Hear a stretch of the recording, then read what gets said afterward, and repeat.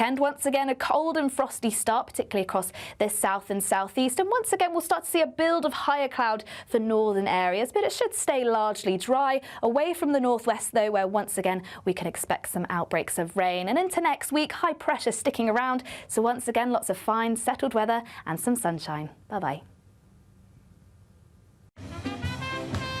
There will be a light breeze in the morning, leading to a warm front. Boxed heat pumps, sponsors of weather on GB News.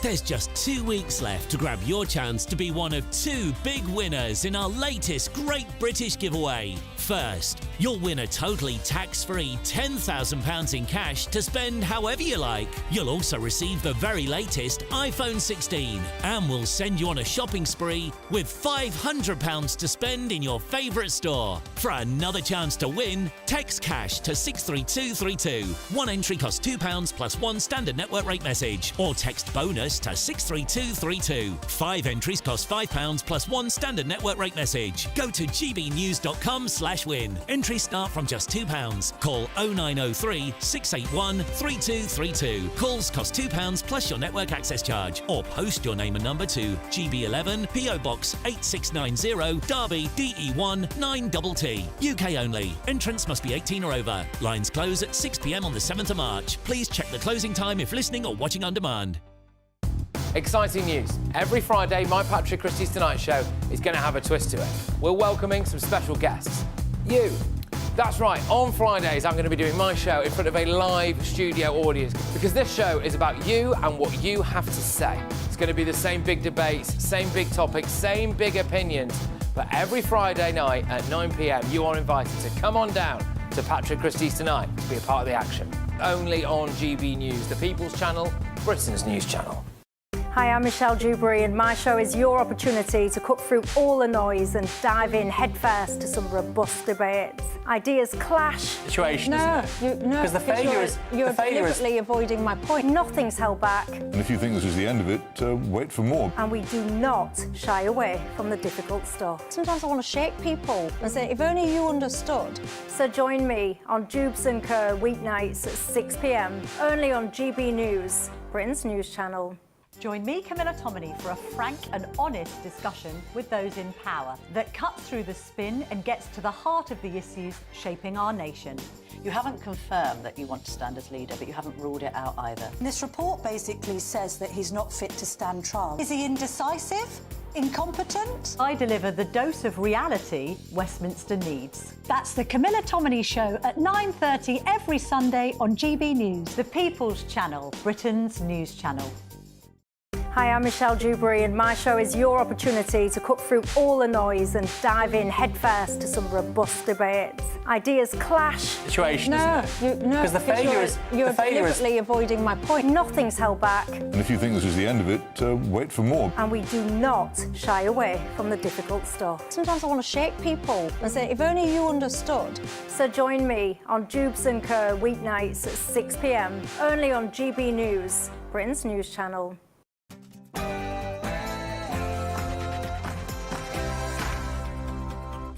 Hello and welcome to a very special Friday edition of Patrick Christys Tonight. And wow, have you ever seen anything quite like this?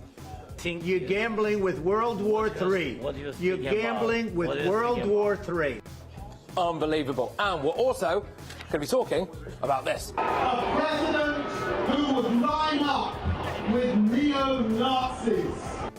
So when is David Lammy resigning over Trump and foreign aid?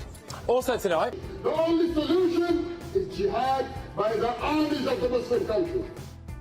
So why are Labour obsessed with Islamophobia?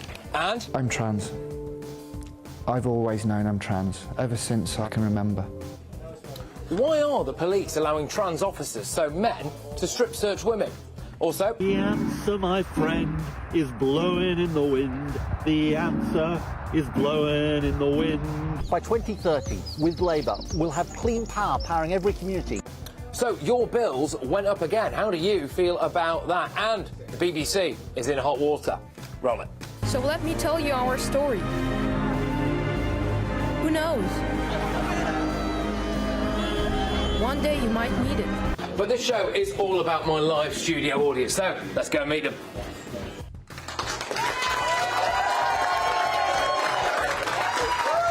Yes, hello everybody. Hello. Good evening to you at home. My only question is, why the heck aren't you here? This is the hottest ticket in town. Thank you very much to my wonderful studio audience. Your Friday night starts now. Shall we meet the panel?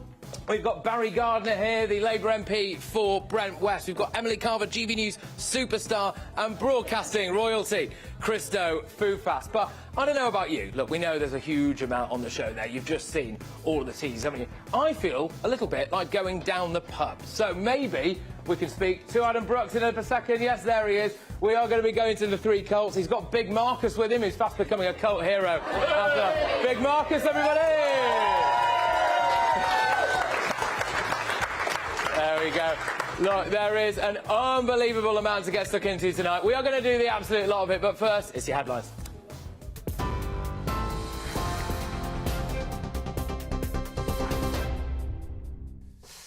Thank you very much indeed. Your top stories. Donald Trump has called Ukraine's president disrespectful, warning Volodymyr Zelensky he's gambling with World War III in a bad temper exchange at the White House. Zelensky arrived in Washington earlier, hoping to obtain security guarantees as part of any deal to end the war with Russia, despite trading insults with Donald Trump last week. And the initial noises were positive. But their meeting in the Oval Office quickly descended into a shouting match, with Trump telling Zelensky he's in no position to dictate and he should be thankful for US support. Trump then appeared to deliver an ultimatum saying you either make a deal or we are out, suggesting the US could walk away from negotiations and cut military aid for Ukraine. Trump concluded, correctly, by adding, this is going to be great television. He wants to make a deal. I don't know if you can make a deal. The problem is, I've empowered you to be a tough guy. And I don't think you'd be a tough guy without the United States. And your people are very brave. But you're either going to make a deal or we're out. And if we're out, you'll fight it out. I don't think it's going to be pretty, but you'll fight it out. But you don't have the cards. But once we sign that deal, you're in a much better position. But you're not acting at all thankful. And that's not a nice thing. I'll be honest, that's not a nice thing. Well, Volodymyr Zelensky left the White House early, shortly after that fiery meeting. A scheduled news conference was also cancelled. Trump's team have since confirmed the rare minerals deal, which Ukraine hoped would provide security guarantees, has not been signed. And Trump has since posted on social media that Zelensky's not ready for peace, but he can come back when he is. The Kremlin has simply described the meeting as historic. The Chancellor says it's disappointing to lose a good colleague over cuts to the foreign aid budget, but she's supported the increase to UK defence spending. The Minister for Overseas Development, Annalise Dodds, has resigned over Sir Keir Starmer's decision to reduce the international aid budget and use it to boost defence spending to 2.5% of GDP. Well, Ms Dodds says she disagrees with how it's being funded, suggesting in her resignation letter there ought to be a debate about tax and borrowing instead. But Rachel Reeves has backed the Prime Minister's decision. The decision to spend 2.5% of GDP on defence is the right decision. The world has changed. We can see that all around us, in Europe and beyond. We have to uplift what we spend on defence, and we have funded that by reducing the international aid budget. That is the right decision in the circumstances that we face today as a nation.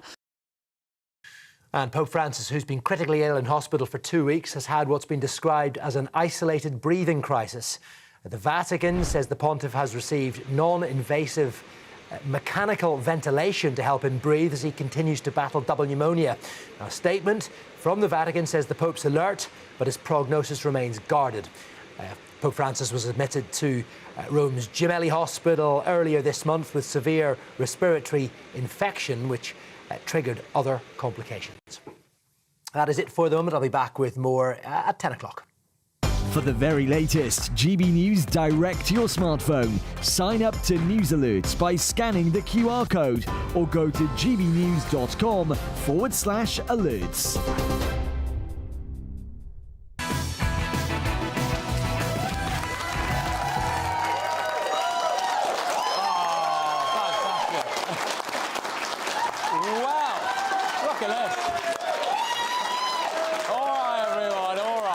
stuff. Save it. It's a long show. It's a long show. Well, thank you very much, everybody who's turned up.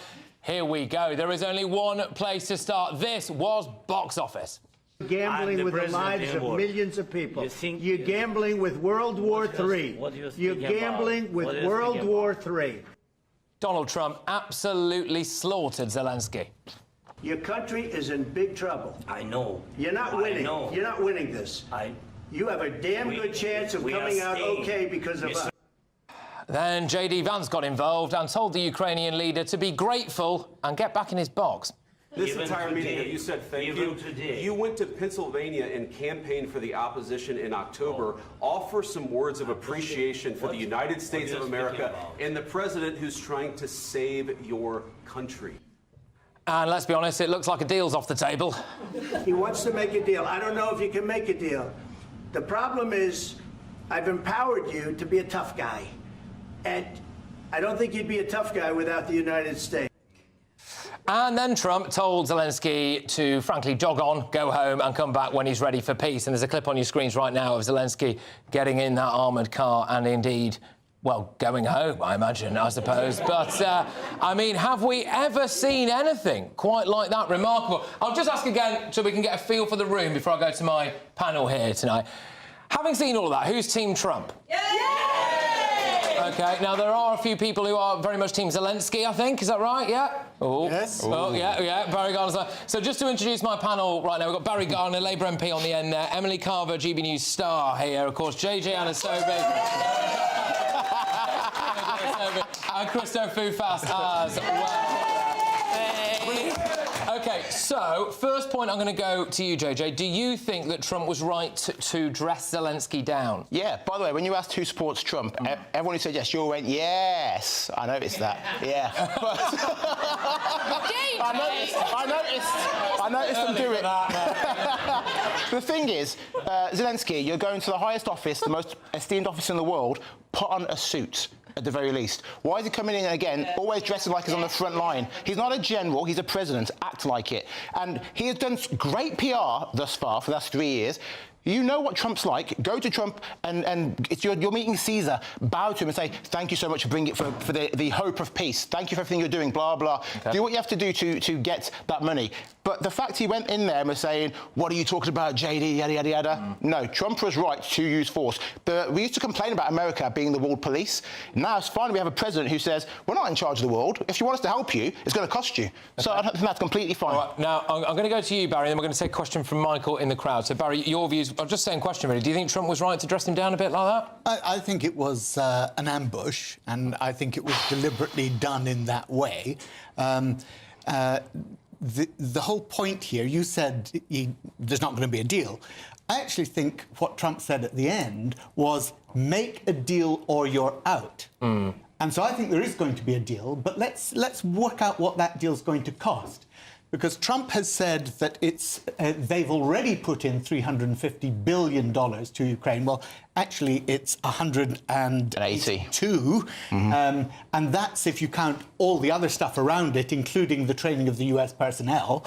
It's more rightly called $119 billion. But still, it's a lot of money. But what Trump's trying to do by putting that pressure on, by getting Zelensky absolutely where he wants him on camera, I think, is to make sure that he gets the deal for the minerals. Okay. But he also needs the deal with Putin, because Putin at the moment is in charge of the eastern part of the country where a lot of those minerals are. He's trying to play both sides we'll come back. Get maximum advantage for the United States. Not for Europe. All right. For the United States. Right, let's bring the audience in. The first one tonight, Michael, what have you got to say, mate? So interesting one. Interesting what you just said. I appreciate that, you know, the minerals and whatever, but why should the US administration not require payment for what they've helped? Where would they be without the US-backed, not military, but the US-backed funding? Where would they be now? Would Russia have had them or not? So why should they not have to pay back in due course? So good stuff. All right. Absolutely right. And in fact, what Europe did, what we did as a country, and what the rest of Europe did, is we gave them loans, OK? And that loans, they were concessional loans, they were at a pretty good rate, but they were loans and they would have to be paid back. But what the US did was they gave them funds. They gave them money as a grant, right?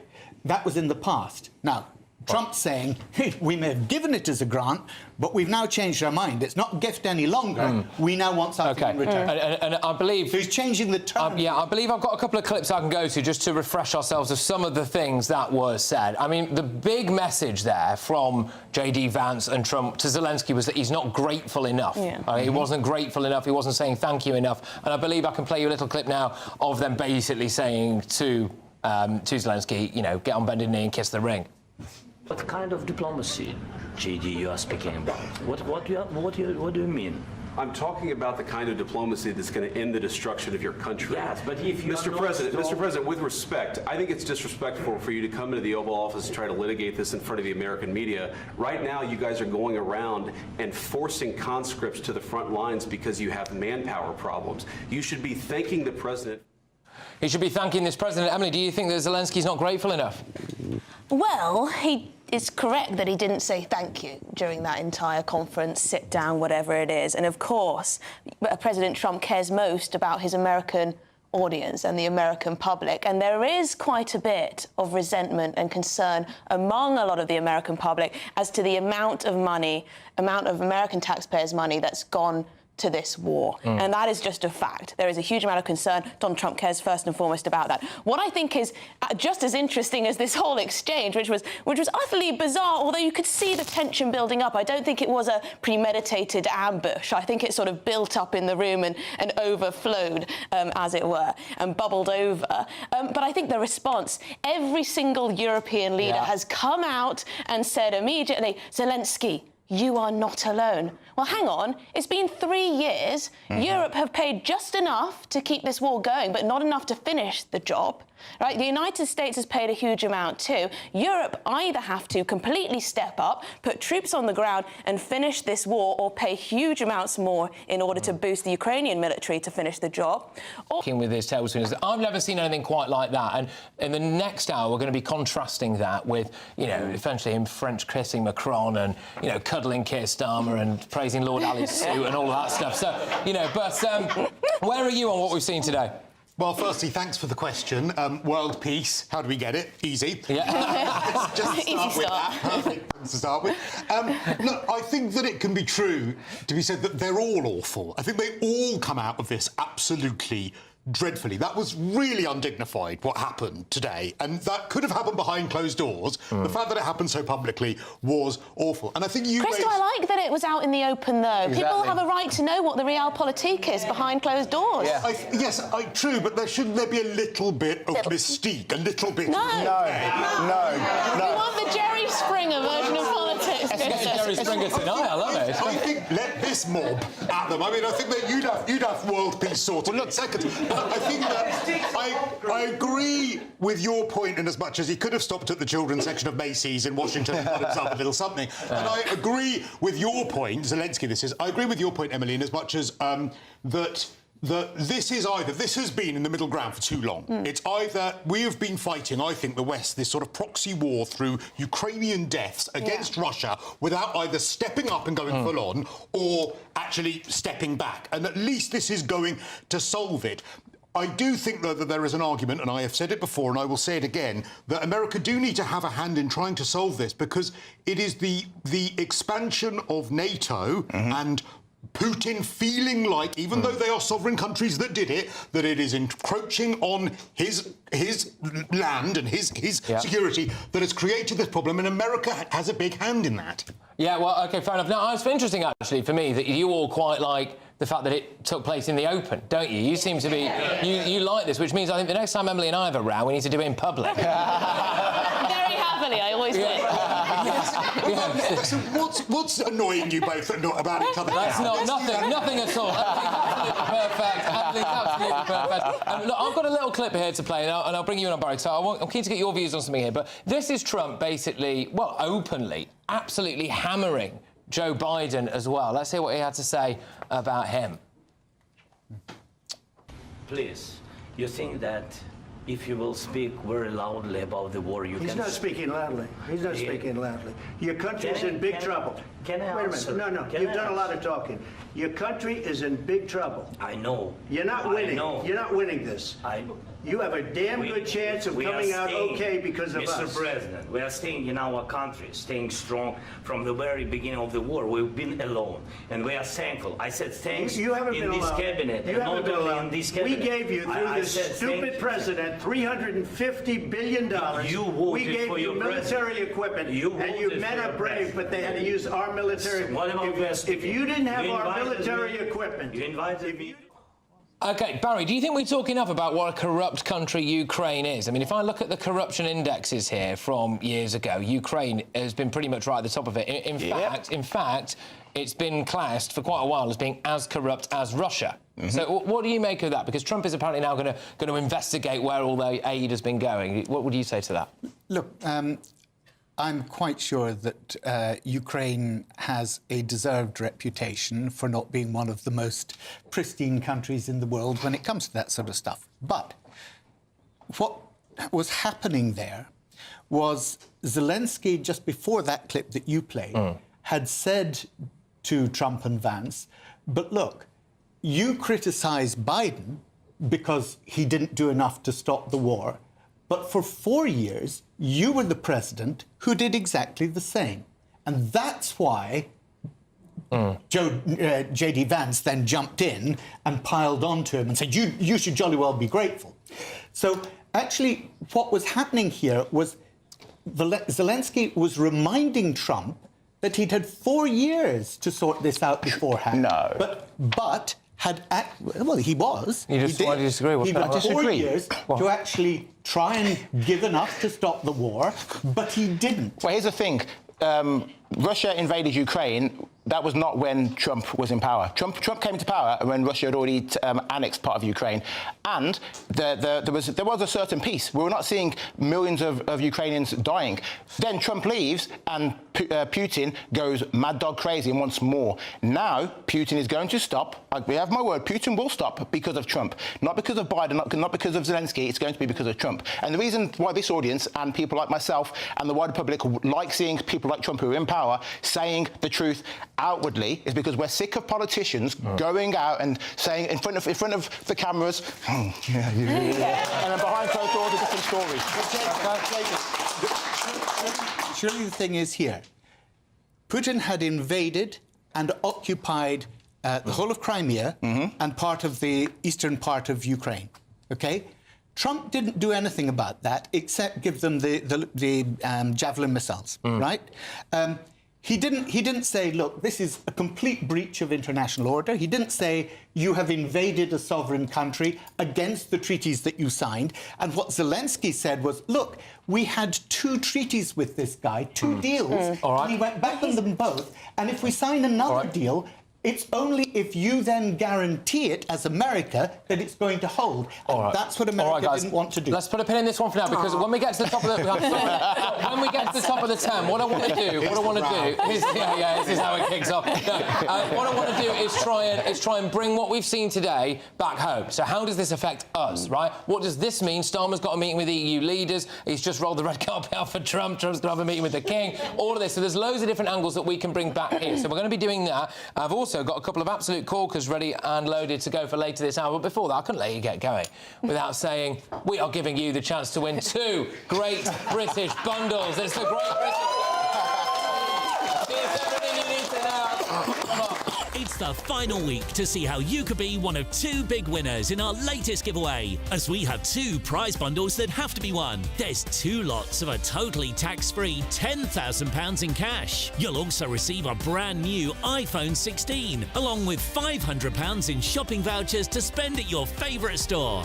Hurry, lines close on the 7th of March. For another chance to win, text cash to 63232. 1 entry costs £2 plus 1 standard network rate message, or text bonus to 63232. 5 entries cost £5 plus 1 standard network rate message. Go to gbnews.com/win. Entries start from just £2. Call 0903 681 3232. Calls cost £2 plus your network access charge, or post your name and number to GB11 PO Box 869 690 Derby DE1 9TT. UK only. Entrance must be 18 or over. Lines close at 6 p.m. on the 7th of March. Please check the closing time if listening or watching on demand. Good luck. OK, I know you're going to enjoy this topic. My audience certainly are. Have a look at this. The only solution is jihad by the armies of the Muslim countries. So today, the Deputy Prime Minister, Angela Rayner, is going to launch a working group on creating an Islamophobia definition. But will it simply be a de facto blasphemy law? My audience and then my superstar panel will be getting stuck into that. I will also just say, just a quick apology if anybody was offended by a little jokey symbol that JJ did at the start there. I'm being told that I have to apologise for that. So anyway, anything can happen. It's live telly with a live studio audience, and I'll see you in 2.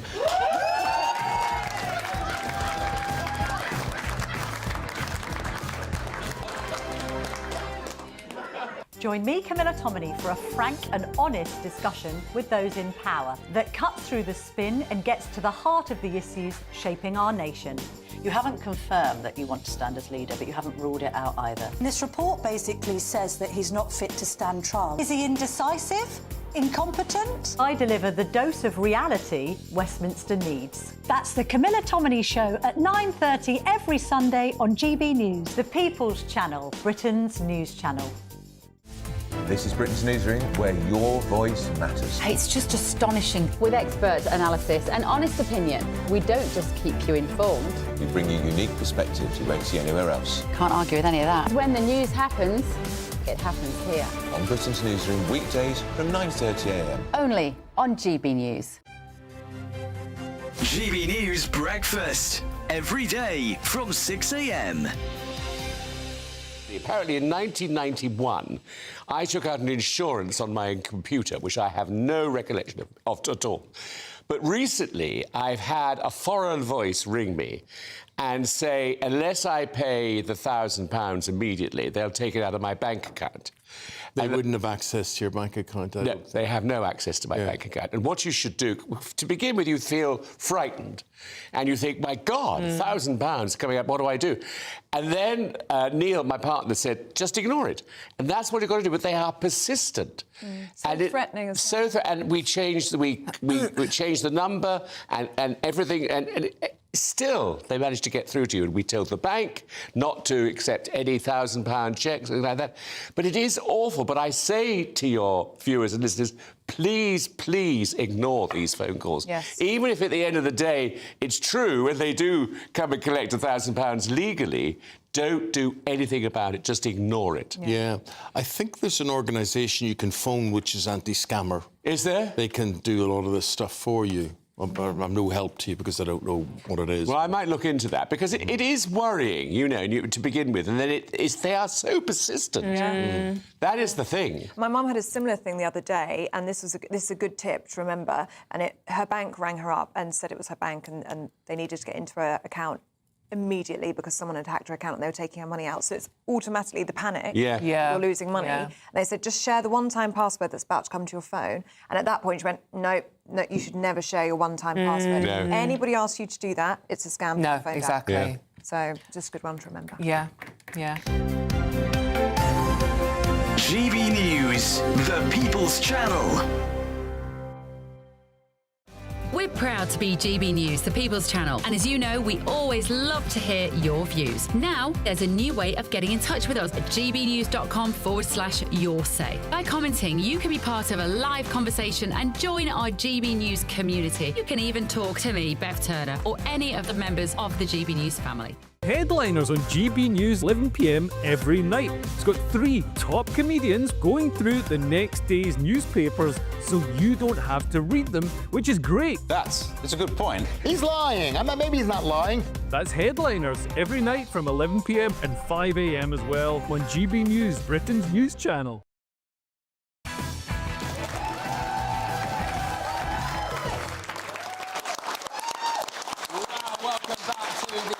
Friday night audience show. Thank you very much, everybody. We're off to an electric start, and I know this topic gets you all going, whether you're in here or at home. Deputy Prime Minister Angela Rayner is setting up a working group to create an official definition of Islamophobia. So the anti-Muslim hatred / Islamophobia report, essentially, this is going to be on the government's website, and basically we are worried, I think most people are worried, it's going to be a blasphemy law by the back door. And one of the reasons why people are a little bit concerned about it is because of what a Labour MP called Tahir Ali asked the Prime Minister to do in the House of Commons not so long ago. So we can play you that.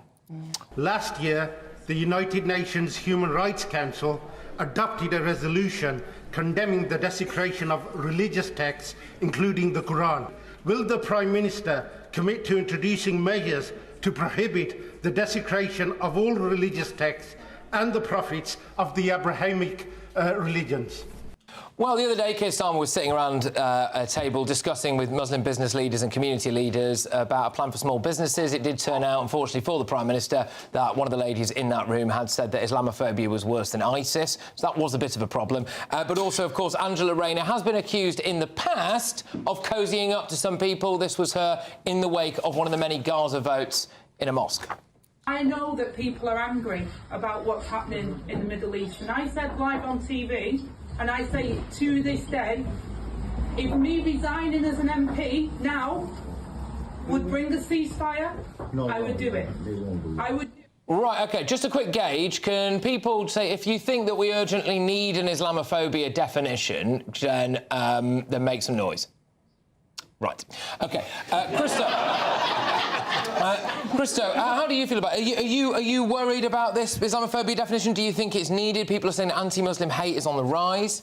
The thing is, whether you are someone who follows the Islamic faith, Christian faith, whatever faith you may follow, to me it is like a political opinion. It is a choice, and choices are up for discussion, dissection, criticism, all of those things. And the idea that you would have a specific sort of ring-fenced view of what Islamophobia would be, to me, I have real concerns about it. Now, Dominic Grieve is going to be the person looking into this at the KC, and he has said that we know Islamophobia is as challenging to define as its existence is undoubted. We need to balance addressing the lived experience of those who are victims of it and the right of British Muslims to feel heard and protected as equal citizens of our country, with the unwavering requirement to maintain freedom of thought and expression under law for all. I'm very worried that the latter part of that will be forgotten. All right, Barry, I'll just put this to you, because look, obviously you must have some views on this, fair enough, but I'll just put this to you. Yesterday, I was sent an Instagram message by a lovely chap, and the bits of it that I'm allowed to read out. That you're allowed to read out. Yeah, well, yeah. You are a complete F-word, low-life. Karma is en route, you small, white, insignificant piece of ass. Where's my working group for anti-white racism, Barry? Well, you have it, actually, in racial discrimination law. Right, so what's the difference between that and this? Look, we have a definition of anti-Semitism, quite rightly. And I see no problem with having a definition of Islamophobia, as long as, what you said, Christo, it doesn't become a blasphemy law. I remember when we did have blasphemy laws in this country. Some of us here do remember that. I remember Mary Whitehouse going on about blasphemy laws. We got rid of them, quite rightly too, for exactly the reasons that Christo said. But the point is, there is hatred, and there is actually hatred and violence that is directed against Muslim people, just as there are against Jewish people at the moment in this country. Why is that not covered by the law, though? Why is that not covered by the existing laws that we have? Because at the moment, it's not a protected characteristic. Being white, being black is a protected characteristic. Being Islamic, being a Muslim, is not. OK. And therefore, what we want, and what it says actually on the government website that you allude to there, is that actually this will not be used for criminality at all. All right, let's bring... Oh, sorry, Emily. Sorry, but let's... I'm just terrified that I'm just explode in a minute. I'm terrified that Angela Rayner is going to be in charge of defining this word. The reason why it's so difficult to define is because it's a nonsense term. Stick with anti-Muslim hatred, not Islamophobia. We cannot be in this country forbidden from criticising a religion. Labour already adopted the worst definition a couple of years ago, where they said it is a type of racism targeting expressions of Muslimness or perceived Muslimness. So does that mean that you're not allowed to criticise the Prophet or Quran publicly, the religion itself, the burqa or the hijab, presumably that is what you'd perceive as Muslimness. Halal food, are you allowed to criticise that? Can you see how this can be chilling for free speech? Because a hijab would be how you would perceive Muslimness, right? Because that is what Muslim ladies wear. So therefore, if I say, actually, I don't believe in the burqa, well, anti-Semitism is different from Islamophobia. Islamophobia is criticism of the religion of Islam, right? Of the religion of Islam. Jews are actually of an ethnic... Emily, under what definition do you say that that's what Islamophobia is? Islam is a religion. There isn't a definition, and therefore you're saying this is what Islamophobia is. Doesn't it just show why we need a definition? No, absolutely not. Absolutely not. They're using these two terms. Angela Rayner, in her work... Can I just say, Angela Rayner, in her working group, has made the #1 mistake of using anti-Muslim hatred and Islamophobia interchangeably. She's already made that mistake, day one. Right. As you were hearing there, studio audience. Good.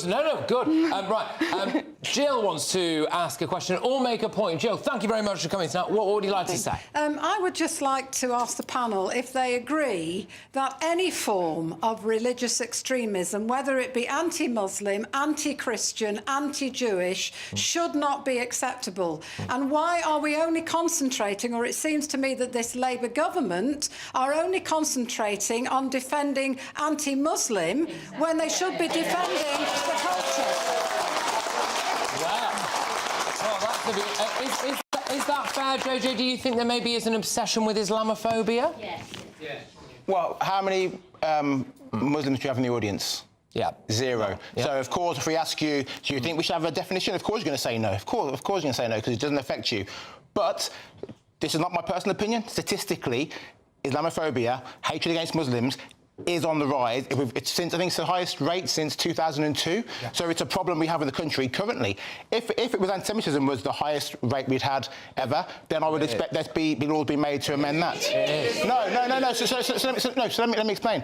Anti-Semitism is on the rise currently because of what's happening in Palestine and with Israel. It's on the rise. It is not, as far as I know, it's been on the rise in Europe for a long time. But it's not. It's the Nazis, obviously. Well, it is. I'm not going back that far. But on record, aside from that period, it is not the highest it's ever been in the country. And it's an uncomfortable truth for us to say that, while actually Islamophobia is on the rise, and it is the highest it's been since 2002.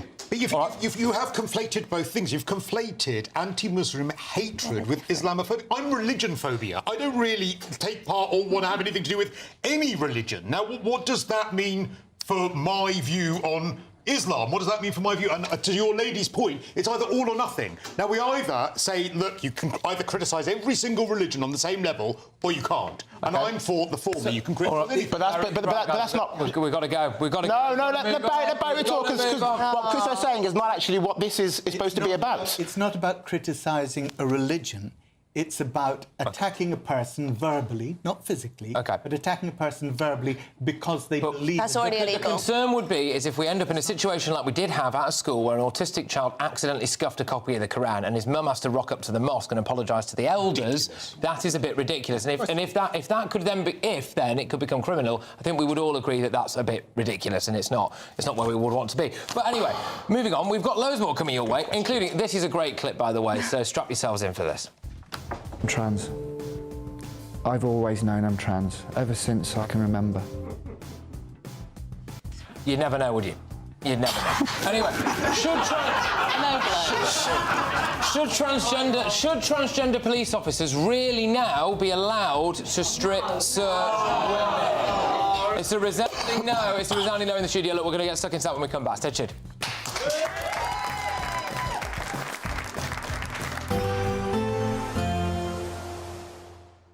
I hope it doesn't rain. Don't worry about it. It'll spoil our holiday. Relax, we're totally covered. All Clear Travel Insurance sponsors GBNews Travel Destinations forecast. Unsettled across many parts of the Mediterranean, some heavy rain, also some thunderstorms, particularly affecting parts of Spain, some heavy showers for Madeira and parts of Tenerife, and some heavy and prolonged spells of potentially thundery rain, particularly across southeastern parts of Spain, some heavy showers affecting Nice and also Rome, parts of the Adriatic coastline, but largely settled across Greece, and it is largely an improving picture as we head into next week, with the best of the temperatures once again across Tenerife. All Clear Travel Insurance sponsors GBNews Travel Destinations forecast. This is Britain's Newsroom, where your voice matters. It's just astonishing. With expert analysis and honest opinion, we don't just keep you informed. We bring you unique perspectives you won't see anywhere else. Can't argue with any of that. When the news happens, it happens here. On Britain's Newsroom, weekdays from 9:30 a.m. Only on GB News. This is GB News, Britain's news channel. An advert for clothing retailer Next has been banned after it's judged to feature an unhealthily thin model. Well, the advert, which was a product listing for denim leggings on the retailer's website, was deemed irresponsible by the Advertising Standards Authority after a single viewer complained. A single viewer, OK. In its defence, Next said the ad was created with a strong sense of responsibility to both consumers and society, and while admitting the model was slim, they added that she had a healthy and toned physique that aligned with the nature of its product, its leggings. Well, is it irresponsible to feature slim models in adverts? Let's debate this now. We're joined by the showbiz broadcaster and body positivity advocate Danielle Broadbent and the journalist and broadcaster Emma Trimble. Danielle, let's start from you. Did the Advertising Standards Authority get this one right? Absolutely. I mean, loads and loads of brands sell leggings and they don't need to feature a super slim model to sell their clothing and their leggings. Now, from my point of view, the ASA are not saying that this woman is unhealthy. They're saying the way she's being styled and the way she's posing looks unhealthy. And with such a trend going on at the moment with curvy plus-size models in the fashion weeks, the trends of weight loss pens and things that are going round, are we encouraging, when we see adverts like this, vulnerable young teenage girls who are quite vulnerable anyway with body image? Are we encouraging eating disorders? I think the idea that society is somehow, holding up anorexia as a virtue is just an anachronism. This woman is healthy. She's being body shamed for being healthy. I think people really just need to, and I know this sounds harsh, but I think they just need to get over themselves. It's this kind of scrutiny that is actually leading to people being so fixated on the way that people look. GB News, the People's Channel. Good Afternoon Britain isn't just about us. The wonderful thing about this programme is it's about everyone watching. It's an interactive programme. Well, there absolutely is something to see here, and we're going to be talking about it more. Whether it's breaking royal news, Will, please bring us up to date. or indeed a particularly punchy speech in the House of Commons, Very, very curious. we bring it to you live, and then we bring you live reaction as well. That's Good Afternoon Britain, weekdays from midday. Only on GB News, the People's Channel, Britain's news channel. In the GB Newsroom, we bring you the news as it happens. With our team of dedicated journalists across the UK, we're ready to keep you up to date with what's happening every half an hour, every single day. Bulletins here on GB News, the People's Channel, Britain's news channel. If you want your news to be straight talking... This is a nightmare for the Conservatives again. Down to earth. It's not just Nottingham where this is happening, is it? And most importantly, honest. Hard-working, middle-class taxpayers, they'll get their book thrown at them. Then catch me, Martin Daubney, Monday to Friday, 3 till 6 p.m. on GB News, Britain's news channel.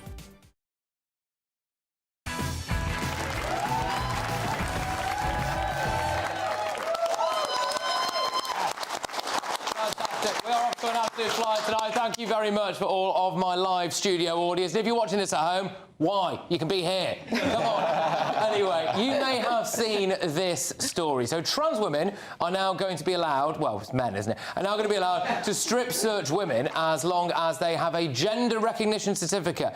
By the way, you can pay about £5 for that and get a couple of doctors to sign it off, so it isn't the hardest thing in the world. What could go wrong? I mean, how could anyone say that this officer isn't a woman? I'm trans. I've always known I'm trans, ever since I can remember. Growing up, I just pretended to be someone I wasn't, and I hid myself away. Oh, I just think this is bonkers Britain in a nutshell. Now, before I go to my audience, before I go to my panel, I don't know about you, but this is enough to make me want to go down the pub. So, Adam Brooks joins us now. Here he is. Adam, they absolutely love you here. Everyone sends all their best. What are people saying down the pub about the fact that trans people are going to be able to strip search women? Oh. And again, most people are very tolerant towards trans. I wish everyone a happy life, but when it starts infringing on the rights of women and girls, then it's a problem. Let's remember that over 95% of trans women still have their penis. So it really is inappropriate and not right for a trans officer to search a woman or a girl, you know. And let's hope that none of our relatives ever do get arrested or have to be searched, but I would be fuming if a biological man searched my daughter or my wife. Yeah, look, hey, absolutely. And I know that you've had Big Marcus, who's been doing your doors for quite a while, hasn't he, really? I mean, I do wonder, are we going to be able to see Big Marcus? Do we know if... Because I don't... You know, he's all man, isn't he? Big Marcus, here he is. Right, here's Big Marcus. I think you've known me long enough. They're all cheering. Right, so quiet down now a second. Marcus does the doors. I mean, you know, this is the kind of bloke in a wig. If you put a wig on him, he could be searching people. Enough to know that I have absolutely nothing against delusional men thinking they're women.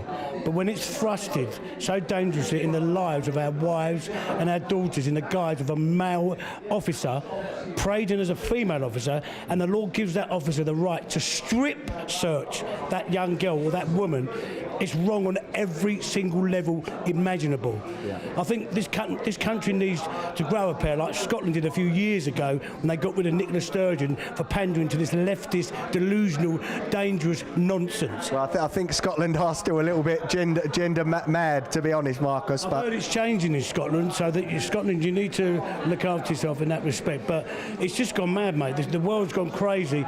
The world has gone crazy, Patrick, and hopefully the police see this and change their mind. Adam and Big Marcus. Look, you always get a bit of common sense down the pub. You always get a bit of common sense down the pub. But, Barry, your views? Do you think this is out of order? Do you think this is unfair? Well, Big Marcus doesn't exactly hold back, does he? No, Big Marcus is not. Yeah. But he was wrong on this point. Oh. Well, go on, let me just say. He was wrong on this point because he said that a trans officer has the right to strip search a female. They don't. Under the guidelines that have been put through, you have to ask permission of the person who is being strip searched. And if they say it's fine, then they can. But otherwise, they don't have that right. And they can ask for a woman officer to do it. So actually, you know, look, gender dysphoria, it's a real thing, and, you know, I think we should be sympathetic to anybody who has gender dysphoria, and we should try and you know, be a welcoming, tolerant society. But women have rights. Well, let's hear from a woman. Should not be abused. Let's hear. Okay, fine. Let's hear from a woman. I just find it utterly bizarre that the National Police Chiefs Council are even considering this. Of course it has to be sex-based. Of course it can only be a biological female who strip searches a female. Why would a trans woman even want to have that as a right as a police officer? Just consider how other people might feel about it. I mean, a strip search is already a very intimate thing, possibly one of the most intimate things that could happen. I mean, it's just crazy. It's a delusion. Well, I'd just like to bring in this lady on the front row here. Yes. So what would you like to say? Hello. History shows us that it's always women who have to sacrifice their rights. And I mean women in the correct traditional sense of the word. Why are trans rights more important than women's rights? And when will we value women's safety over other people's feelings? I'll tell you what, can I just say, you don't get this kind of sense on Question Time, do you? This is fantastic, fantastic. Chris, we're going to have to keep this very, very short, I'm afraid, guys. But go on, Chris. I echo what's been said. I think that I believe trans people exist. I believe you can have gender dysphoria. I believe that you can change your appearance in order to affirm your gender identity. The only caveat I would have is that if you still have male organs, then obviously search a woman. But perhaps if you are post-operative, the threat, which is the penis, is the part that has gone. And I don't know why you giggling at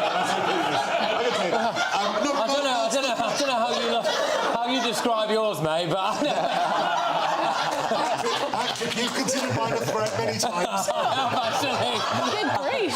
I have, actually. No, but on a serious note, that is the part that is removed, and therefore there so much of a problem? Gentlemen, too much information. All right, now I'll start with you on the next section, JJ. I'm sorry to exclude you from this, but this is a big story. It's been one that we've been banging the drum here at GB News. I'll just intro it with this little clip.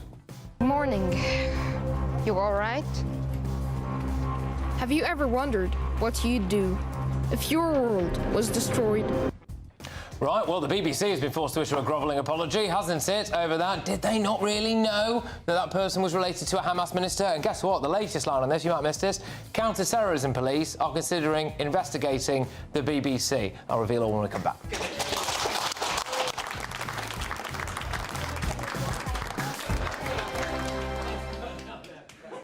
Hello there, good evening. Welcome to your GB News weather update from the Met Office.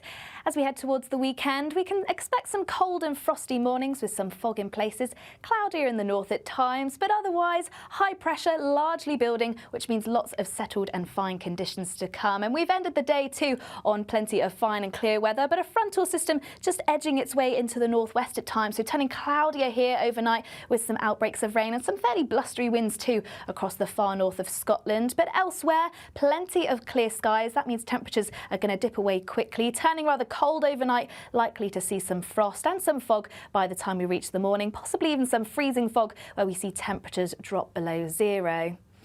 So to start the weekend on Saturday, a little bit of a mixed bag across Scotland. It is going to be rather damp at times, still rather blustery around northwestern coast, starting to turn a little bit brighter across the northwest, though we can't rule out a few showers moving through here. Quite a damp start across Northern Ireland, northern parts of England, perhaps some higher cloud making things not turn quite as chilly, but elsewhere across England and Wales, another chilly start to the day, likely to see some frost and fog in places, but that should clear rather nicely through the course of the morning, allowing plenty of sunshine to start the day and eventually brightening up across Scotland too with some sunny spells here. But where we see this band of cloud and possibly some light rain at times, that's set to stick there through the afternoon and perhaps bringing in some hazy sunny spells elsewhere too. But temperatures fairly similar to where they've been to today, so highs of around 10 to 11 Celsius. Now for the second half of the weekend, once again a cold and frosty start, particularly across the south and southeast, and once again we'll start to see a build of higher cloud for northern areas, but it should stay largely dry, away from the northwest though, where once again we can expect some outbreaks of rain. And into next week, high pressure sticking around, so once again lots of fine settled weather and some sunshine. Bye-bye. Mornings don't have to be tiresome, especially if you have the right company. Wake up to news as it happens, opinion and debate, and of course, a little bit of entertainment too. Because when the kettle's on, we're on. That's Breakfast on GB News, a show worth waking up for. Every morning from 6 a.m. Only on the People's Channel, Britain's news channel. We'll spread the news, you spread the word. Mornings don't have to be tiresome, especially if you have the right company. Wake up to news as it happens, opinion and debate, and of course, a little bit of entertainment too. Because when the kettle's on, we're on. That's Breakfast on GB News, a show worth waking up for. Every morning from 6 a.m. Only on the People's Channel, Britain's news channel. We'll spread the news, you spread the word.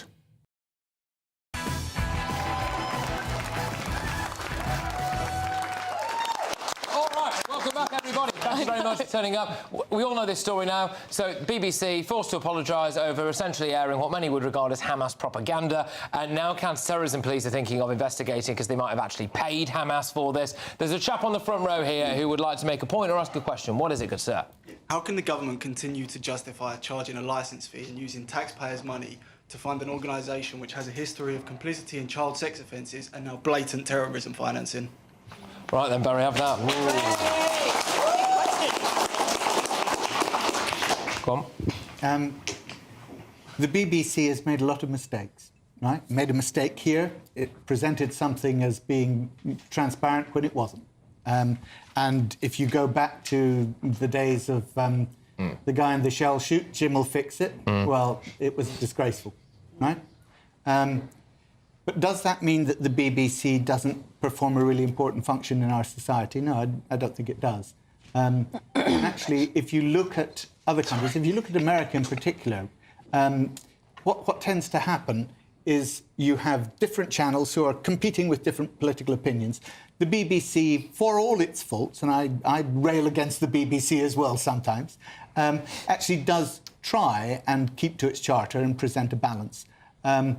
I think, on the whole, the way in which it does CBeebies, the stuff that our kids will watch, the way in which it caters for the arts, and the World Service, which projects soft power to the rest of the world, is really, really important. So to keep the licence fee going, because one of the things, one of the things on there is that it's at least being considered whether or not this comes into power or not. Is that even if you don't watch the BBC, even if you only watch Netflix, even if you only watch, you would essentially still have to pay. Yeah. Would you all want to pay that?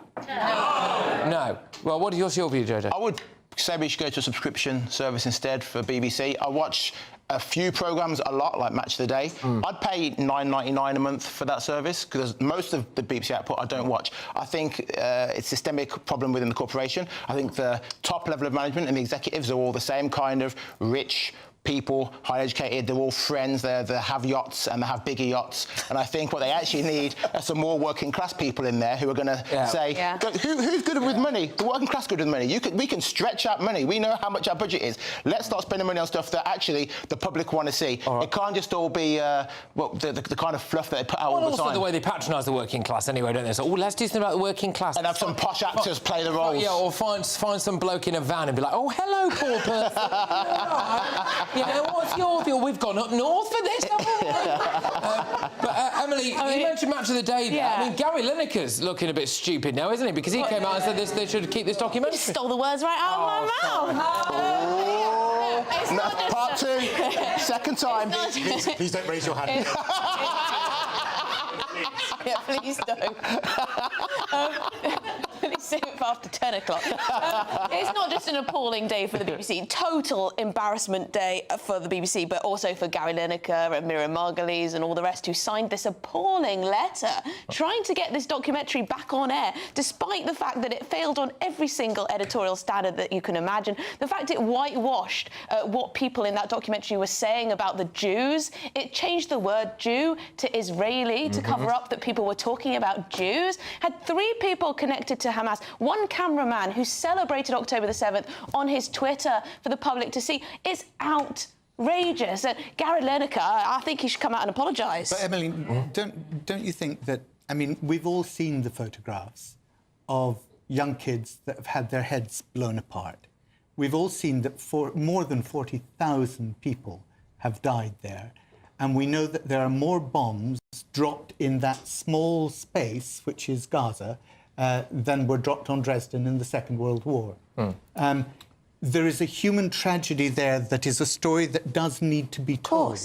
And now the BBC were wrong, absolutely wrong, in presenting it as if it was something that it wasn't. But actually, there is a story there that we need to understand and we need to know They censored the word jihad.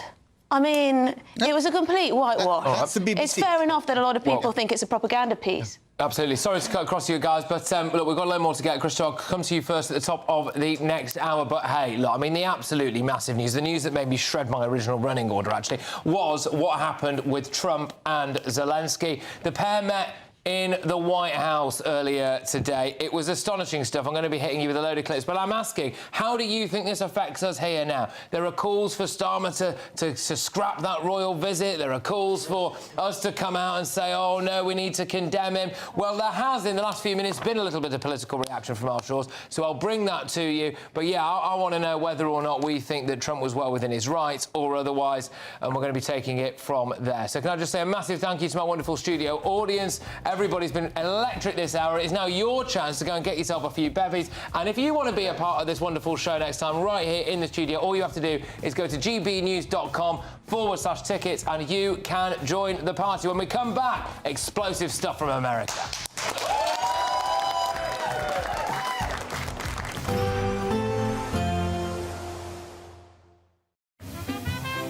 Heavy showers first thing will be followed by a warm, cosy day. Boxed boilers, Sponsors of weather on GB News. Hello there, good evening. Welcome to your GB News weather update from the Met Office. As we head towards the weekend, we can expect some cold and frosty mornings with some fog in places, cloudier in the north at times, but otherwise high pressure largely building, which means lots of settled and fine conditions to come. And we've ended the day too on plenty of fine and clear weather, but a frontal system just edging its way into the northwest at times, so turning cloudier here overnight with some outbreaks of rain and some fairly blustery winds too across the far north of Scotland. But elsewhere, plenty of clear skies. That means temperatures are going to dip away quickly, turning rather cold overnight, likely to see some frost and some fog by the time we reach the morning, possibly even some freezing fog where we see temperatures drop below zero. So to start the weekend on Saturday, a little bit of a mixed bag across Scotland. It is going to be rather damp at times, still rather blustery around northwestern coast, starting to turn a little bit brighter across the northwest, though we can't rule out a few showers moving through here. Quite a damp start across Northern Ireland, northern parts of England, perhaps some higher cloud making things not turn quite as chilly, but elsewhere across England and Wales, another chilly start to the day, likely to see some frost and fog in places. But that should clear rather nicely through the course of the morning, allowing plenty of sunshine to start the day and eventually brightening up across Scotland too with some sunny spells here. But where we see this band of cloud and possibly some light rain at times, that's set to stick there through the afternoon and perhaps bringing in some hazy sunny spells elsewhere too. But temperatures fairly similar to where they've been to today, so highs of around 10 to 11 Celsius.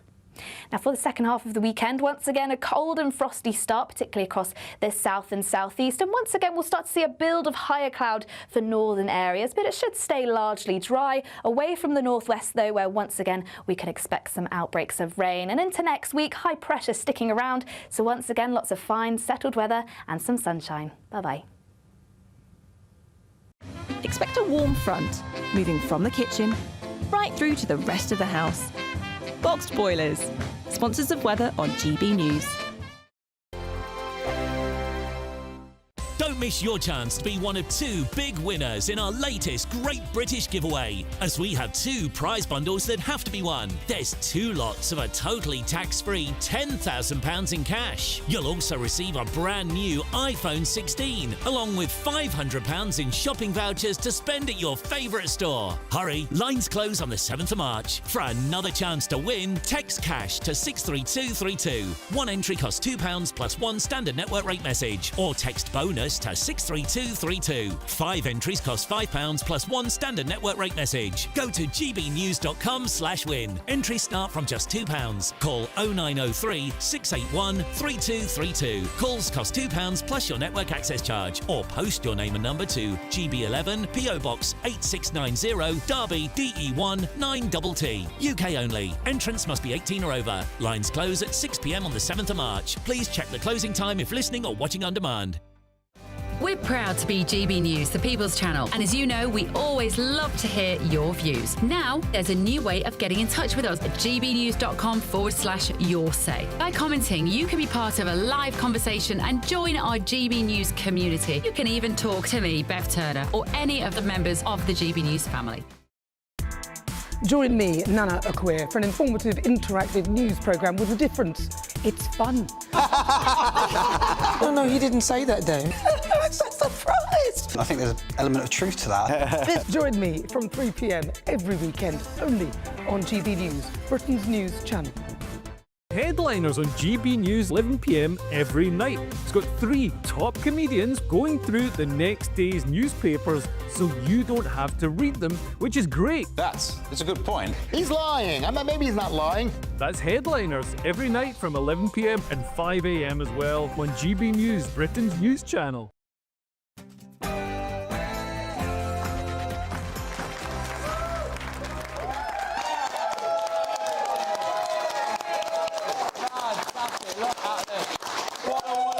Tonight. Thank you very, very much, everybody, for coming to be part of my live studio audience on a Friday night.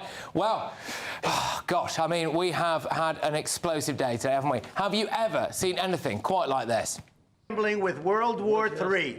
You're gambling with World War III. Yes, and it went on and on. Not in a good position.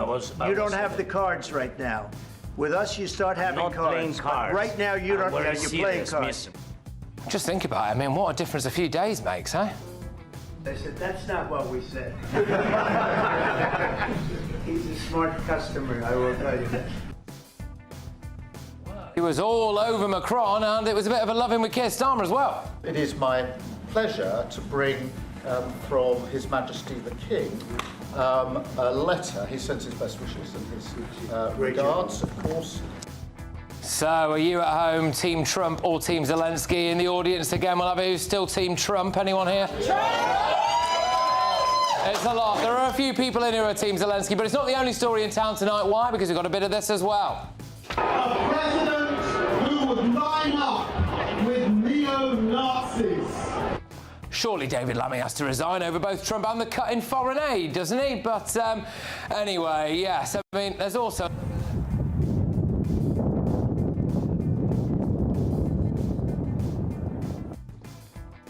I have some absolutely devastating facts to bring you about immigration, both of the legal and illegal variety. And I'm joined tonight by my wonderful panel, of course. We've got them here, haven't we? We've got Barry Gardner, we've got Emily Carver, we've got JJ Alexoni, and we've got Christo Fufasa as well. They are going to be doing Greatest Britain Union Jackass. And, of course, we'll be going live down the pub again with Adam Brooks. Fantastic. Here he is. Absolute fan favourite. So we're going to get stuck into the absolute lot of it after your headlines.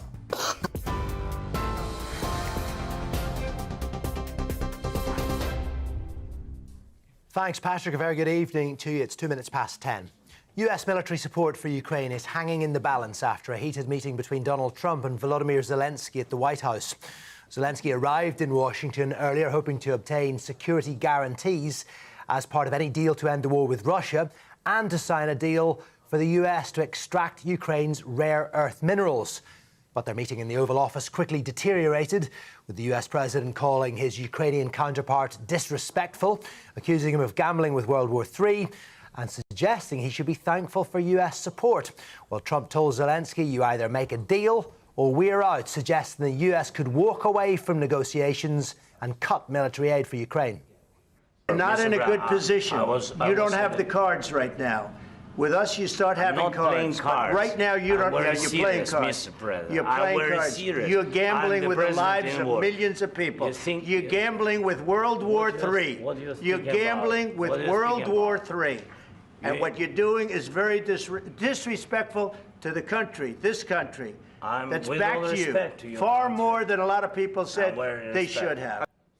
Volodymyr Zelensky left the White House with a scheduled news conference cancelled and the minerals deal unsigned after Trump's team called it an early end to proceedings.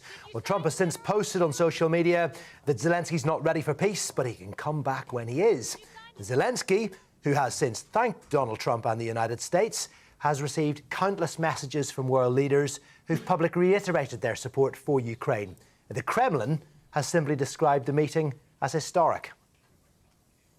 Annalise Dodds, the International Development Minister, has quit her post over Sir Keir Starmer's decision to slash the international aid budget. Earlier this week, Sir Keir Starmer revealed that overseas aid would be cut by 0.2% of GDP to raise defence spending to 2.5%. Well, in a resignation letter, Ms Dodds said, while I disagree with the decision, I continue to support the government and its determination to deliver the change our country needs. Now, the Prime Minister has said it was a difficult and painful decision. Greek police fired tear gas and stun grenades to disperse demonstrators who were throwing petrol bombs earlier as mass protests to mark the second anniversary of the country's worst rail disaster were marred by violence. Dozens of hooded protesters clashed with security forces as they attempted to storm the barricades in front of Parliament in central Athens.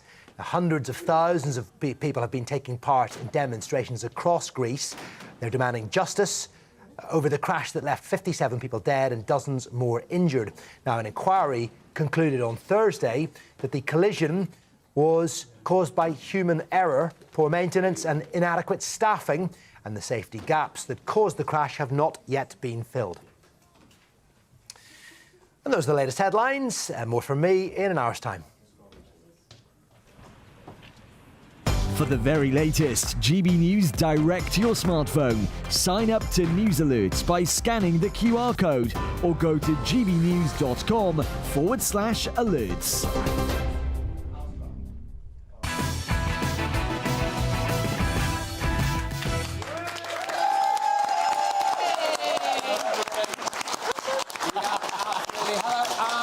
Welcome to a very special Patrick Christys tonight. Every single Friday we've got a live studio audience. We've got a top panel as well. But oh my gosh, if you missed this, where have you been?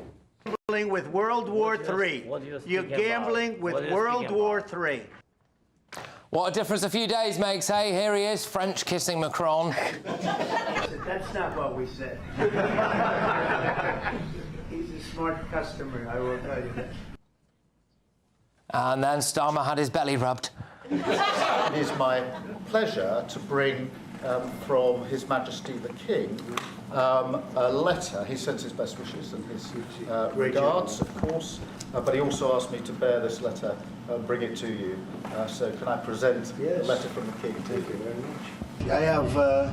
I have a great warm spot for your country. And our trade, obviously, is fair and balanced, and in fact, you've got a bit of a surplus, so we're in a different position. Well, contrast that with what happened today with Zelensky. Your country is in big trouble. I know. You're not winning. Know. You're not winning this.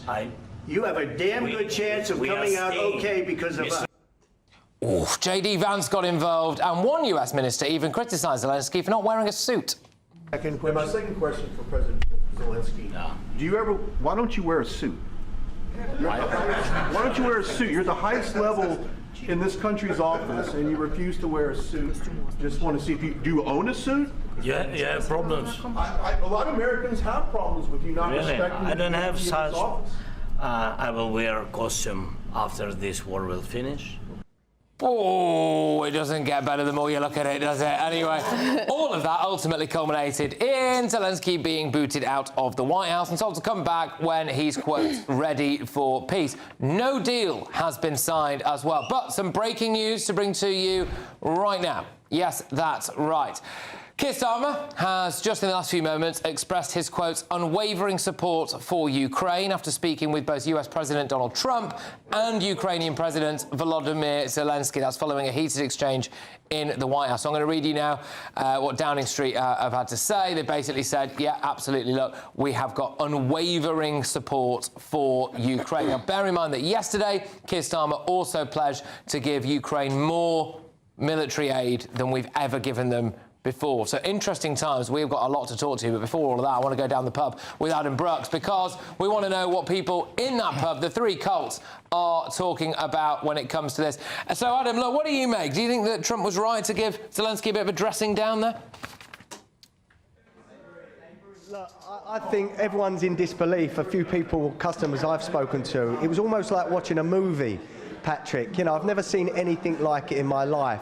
And you say, are you Team Trump or Team Zelensky? I think most of us at home are Team Peace, and we just want peace, you know, and I think only America can bring an end to this conflict. So even though I didn't like really what I see earlier, I just hope that things can be worked out and we can end this war. Because as Trump did reiterate in that meeting, there's like 1 million or so casualties and people dead in this conflict. Young men that do not want to fight, young men that have left their families. So it's in all of our interests for this conflict to end, and only Donald Trump can do that. His methods can be quite uncouth, and, you know, I didn't like what I see earlier, but, you know, hopefully they can come back together. They know where they are. You know, they've let off steam, both of them, and hopefully now they know there can be no nonsense. It has to be what's right for Ukraine and what's right for America and the world, and we can see an end to this conflict. Absolutely. Well, Adam, thank you very much. Thank you for letting us come down your pub again. It looks like it's packed in there, so I'll leave you to it. Well done, mate. A fan favourite here, Adam Brooks, everybody. Well done. Right. Back we come to my panel. Now, this puts Keir Starmer in a very, very awkward situation, doesn't it? Just to see where we are at tonight, does everybody think that this royal visit should still go ahead with Trump after what we've seen? Yes. Yes, people think. Does anyone think it shouldn't go ahead after what we've seen? No, right, OK, so that's where we are. Emily, do you think it should go ahead? Well, absolutely. I mean, it would be ridiculous to cancel it, although I was listening to a rather hysterical broadcaster on my way in on a different channel. Name her. It was Boris Johnson's sister, Rachel. And she was asking all sorts of questions. Does this mean that Keir Starmer now needs to cancel that state visit? Is this the end of NATO? Is this the end of our transatlantic relationship? I don't know, it's all radio and everything, but this is what some of the commentariat are saying at the moment. It's as if this is the end of the world. Now, perhaps I'm wrong, but I think that a deal will still be achieved, and I think that Zelensky will return. He's already tweeted out something quite positive, actually. Now Keir Starmer is the great mediator here with his phone calls as well, so that's good for us too.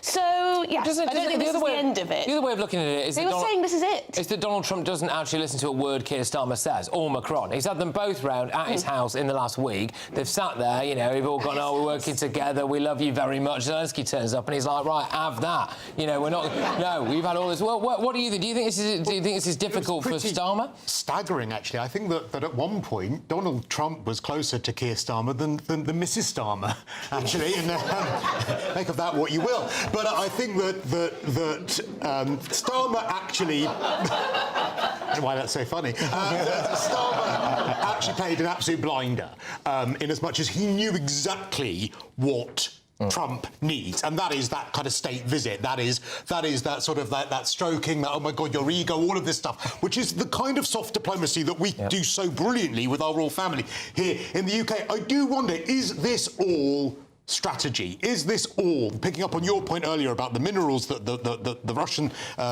territory that is now in Ukraine that they have, is this all so that Trump can go to Putin and say, well, look, I had your back during this meeting, so actually, whatever deal we come up with is going to be in your interest. Let's hear from the audience. We've been on fire so far tonight. I believe I'm going to... Is it Gary on the front row, is that right? This was for... Microphone close to you, mate. Is that all right? Sorry, this is for a different question. What do you want to ask? This was for net zero. Oh, I see. OK, no worries. Well, we were going to do that until Trump shredded it. Have you got any views on what you've just seen there from Trump, mate? Do you think he was right or wrong to do what he did, or anything? I think he was right to what he does. He's invested quite a lot of money into Ukraine. So, like Barry was saying earlier on, we've lent loans to the Ukraine and we want it back. And I think Trump has got a very good chance of getting some of his money back, and he wants his money back. OK, thank you very much, mate. Well pivoted there. Turn on a sixpence, mate. Nimble, agile.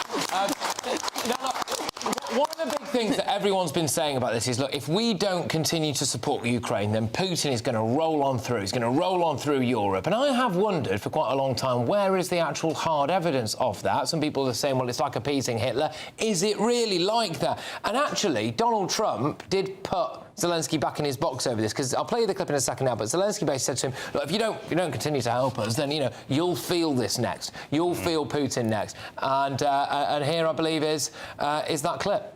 You will feel it in the future. God bless. You don't know that. God bless. You don't God know bless. that. You will not have war. Don't tell us what we're going to feel. We're trying to solve a problem. Don't tell us what we're going to feel. I'm not telling you. Because you're in no position to dictate that. Remember this. You're in no position to dictate what we're going to feel. We're going to feel very good. You will feel influence. We're going to feel very good and very strong. You will feel influence. You're right now not in a very good position. You've allowed yourself to be in a very bad position, and he happens to be right about it. From the very beginning of the war. You're not in a good position. You don't have the cards right now. With us, you start having cards. Right now, you don't. You're playing cards. You're playing cards. You're gambling with the lives of millions of people. You're gambling with World War III. You're gambling. Oh, there we go. JJ, you know what? I will say, Zelensky, everywhere he's gone, has been treated like an idol. Many people think he is. Of course, many people think he is, right? But, you know, fair enough to an extent. But, I mean, Trump just treated him with absolutely no respect there, did he? Yeah. Look, ultimately, with Zelensky and Trump there, I think it would have been easier for Zelensky to if you're speaking in Ukrainian, rather than having to speak in one of his second or third languages. I think he was caught up on that. But for all the people who are crying, saying you can't have Trump come and have King Charles now, bring him in, we have President Xi Jinping of China, who was he is a tyrant. He's killed his own people. He's massacred people. We've had Putin have a state visit. We've had the King of Saudi Arabia. These are not good people. Trump is not in the same league as those dictators. So I think we absolutely should not be cancelling that whatsoever. And then what was, in terms of him saying...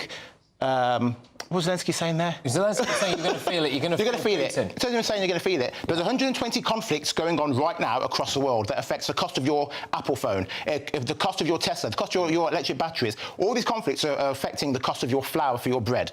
We are not going to go as the Western world to every place that there's a conflict and get involved. So Zelensky can say it's going to be you next. I don't think it's going to be. I think as long as we have Trump to keep Putin where he is, I think this will be the end of it. Well, look, Barry, a lot of people, we want our energy bills to come down. All right, we were promised, by the way, that they would. We want the price of our food to be lower. We want everything to be lower. And if we manage to get peace in Ukraine here, then that can happen, can't it? Look, I think Adam was right down the pub. He said, I'm on the side of peace. I'm not on one side or the other. I want peace. But the key thing here is peace does not just mean a temporary stop to the hostilities in Ukraine. It does have to be lasting. And actually, that's what Zelensky was trying to say to the president. He said it in all the wrong way, and Christo was right. He should have been, right round the back door with Trump, kissing the ring. And he didn't. So he made a tactical error. But what he was actually saying is really important, and that is that if America refuses to guarantee that peace, then what is to stop Putin from doing what he did before? Right. And that really is important for us, because what we've seen with Trump so far is he tore up the World Trade Agreement, right, and just imposed tariffs. That's the end of it. He's now saying that he won't back Ukraine, although America has spent all that money supporting Ukraine, and the implication was always that they would be the backstop. And so that leaves a really big question for us in the UK and us in Europe. And that is... Good. Sorry to cut across you. Guys, I've got a breaking line. Sorry about this, Barry. Trump has just put something out in the last few seconds. So here it is. So President Donald Trump, in the last few seconds, has come out with this. He said that the meeting with Zelensky did not turn out great. Well, yeah, obviously. He says that Zelensky overplayed his hand. Yeah. Trump says that Zelensky wants to fight, but Trump says that we are looking for peace, not a 10-year war. So there's the latest lies that have come out from Trump tonight. I'm also able to read you out something that Boris Johnson has put out in the last few moments. He says it's time for cool heads and to remember that the US and Ukraine are on the same side. Zelensky has led his people heroically for 3 years. The bravery of the Ukrainians has been amazing. Their suffering has been appalling. The best way forward now is for the minerals deal to be signed as soon as possible. And it's worth noting that that deal did not get signed. Zelensky did not sign the deal. So really no one got what they wanted there at all, did they? But Emily, I suppose for us here in Britain, it's a sign, we do need to be doubling down a bit on our own military, don't we, and our own defence as a result of all of this? Yeah, I mean, we just saw the very public first negotiation, didn't we? First round. For the commentariat to be like, this is the end of the negotiations, now everyone's going to walk away, Zelensky and Trump are never going to speak again, I think is probably nonsense, highly likely to be nonsense. These two men will meet again and they'll work out a deal.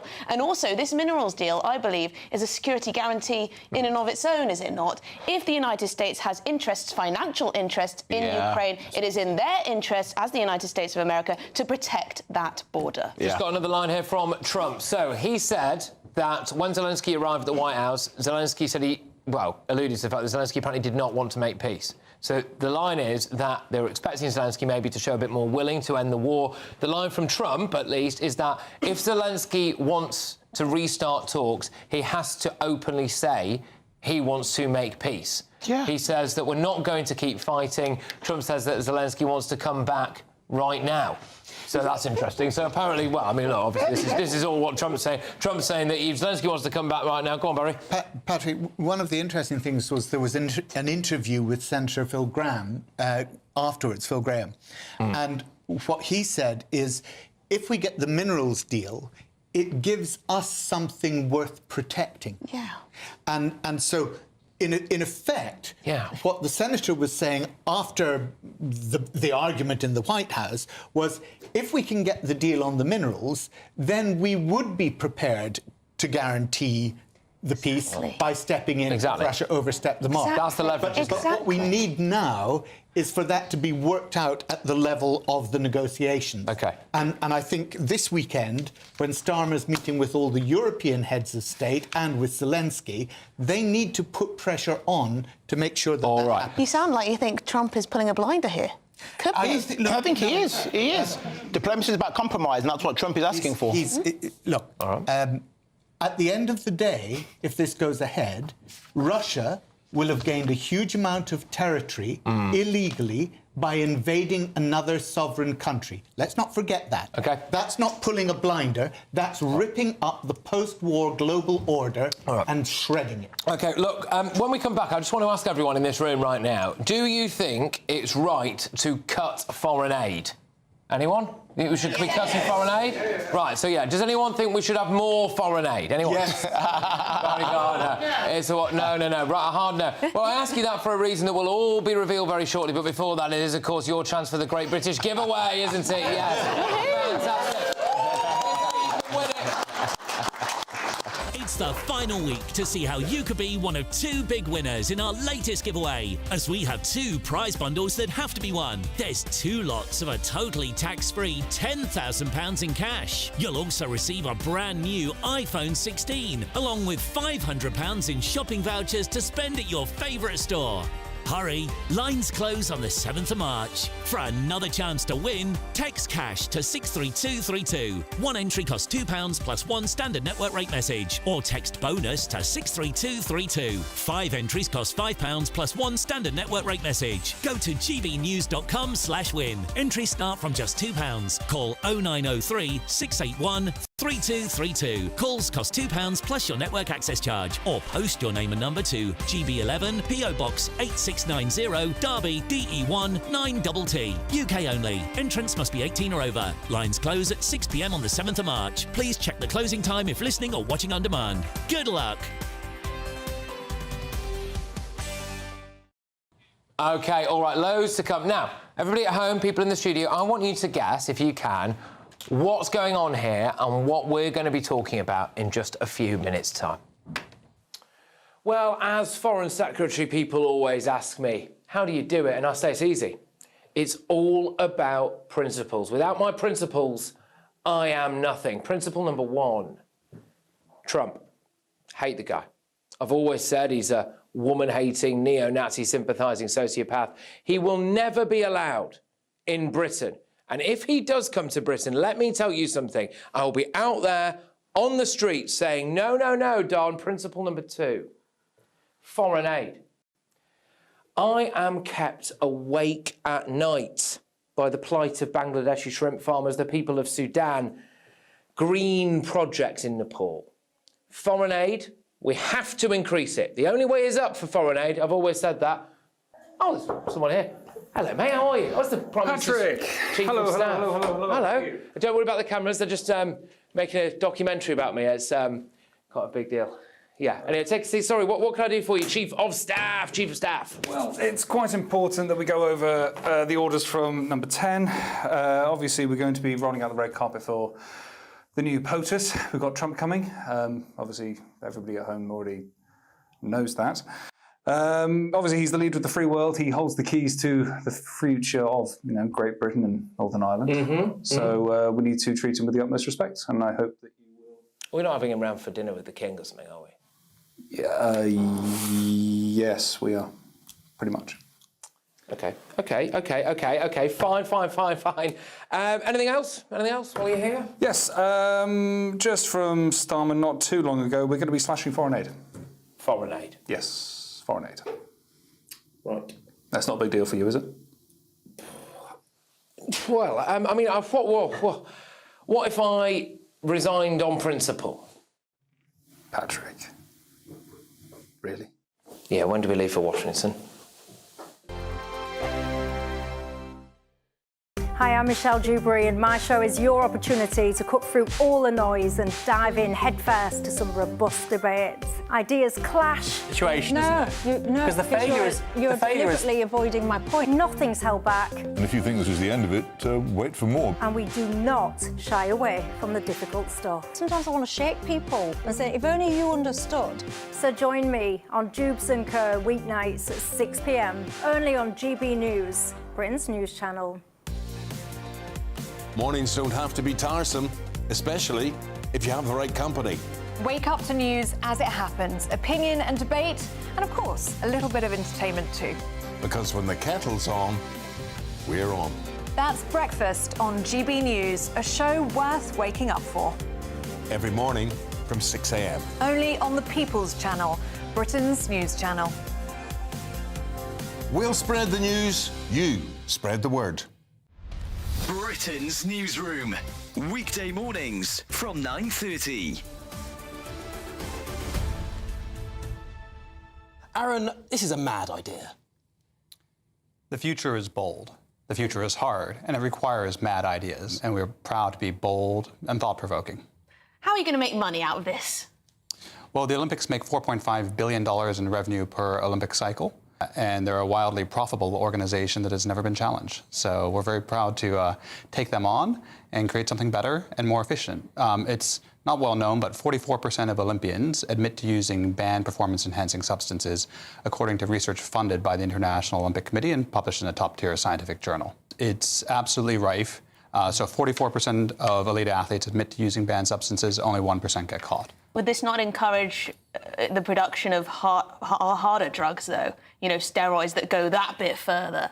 Absolutely, right? And the goal is to create an environment where research and development are openly celebrated rather than being done in secret.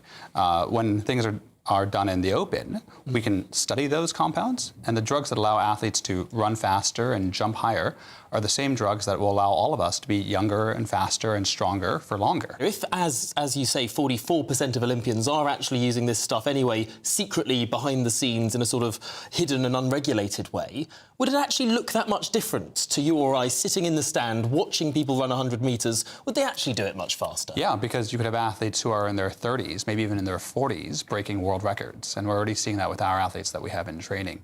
It's absolutely exceptional.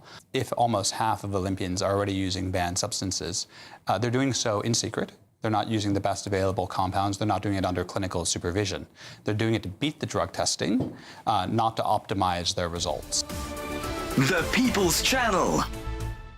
Good Afternoon Britain isn't just about us. The wonderful thing about this programme is it's about everyone watching. It's an interactive programme. Well, there absolutely is something to see here, and we're going to be talking about it more. Whether it's breaking royal news, Will, please bring us up to date, or indeed a particularly punchy speech in the House of Commons. Very, very curious. We bring it to you live, and then we bring you live reaction as well. That's Good Afternoon Britain, weekdays from midday. Only on GB News, the People's Channel, Britain's news channel.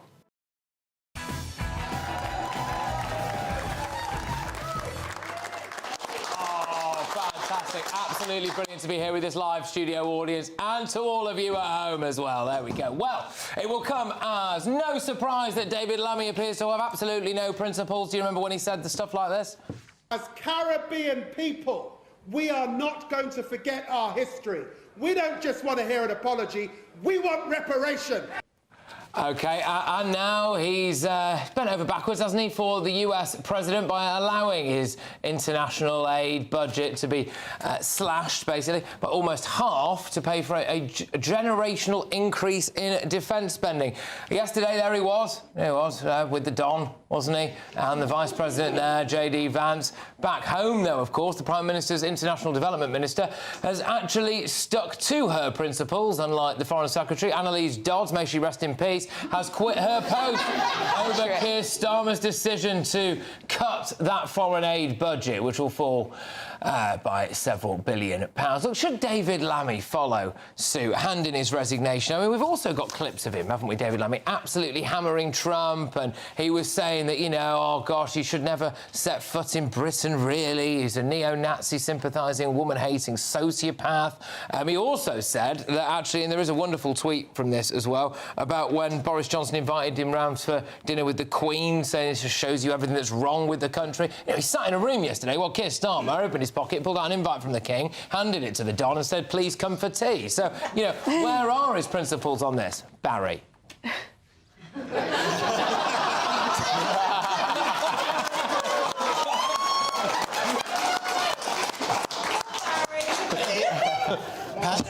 A diplomat, someone who is sent abroad to lie for his country. Right, OK. But David Lammy did a sterling job of what Britain needed to be done. And everybody on the panel this evening has said, fair deal to Keir Starmer. He did what needed to be done. Is it what, in the world of Love Actually, some of us would have liked to have done, you know, gone in there and told the American president what's what? No, it wasn't. A lot of the things that have been said about Donald Trump, you know, which are less than complimentary, we all know to be true. We all know what he said about women. We all know what his track record is on that score. So, you know, let's be realistic about this. But what David Lammy and what Keir Starmer did was what was necessary for the best interest of the Can I just say this? Because, by the way, I will preface this by saying Barry Gardner is a tremendous sport, right? And he is a serious friend of the channel. But, Barry, I can't let you go without playing this little clip. This was you in 2019. This was you in 2019, all right, and saying how Labour would deal with Trump. Thing that people need to understand is that, you know, a Labour government will not roll over and have its tummy tickled by Donald Trump. We will stand up robustly to him. We will stand up to him in terms of ensuring that we do not sacrifice the rights and protections that we believe are... All right, well, let you come back, let you come back. I didn't vote for Keir Starmer to be the...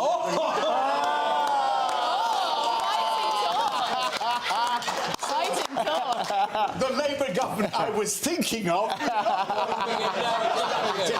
Fair enough.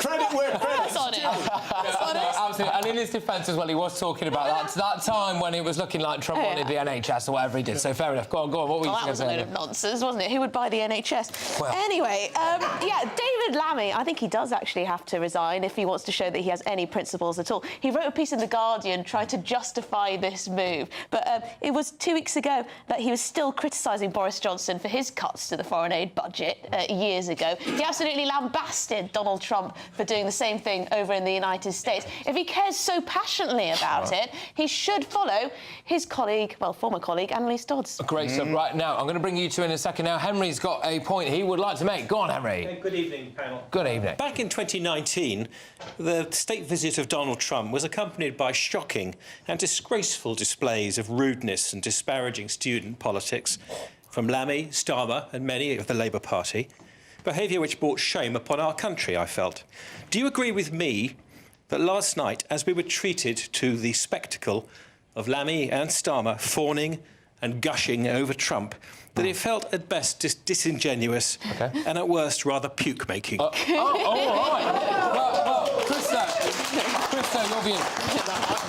I love David Lammy for pure entertainment because he's not very bright. I would say that he's as thick as two short planks, but I've more respect for wood.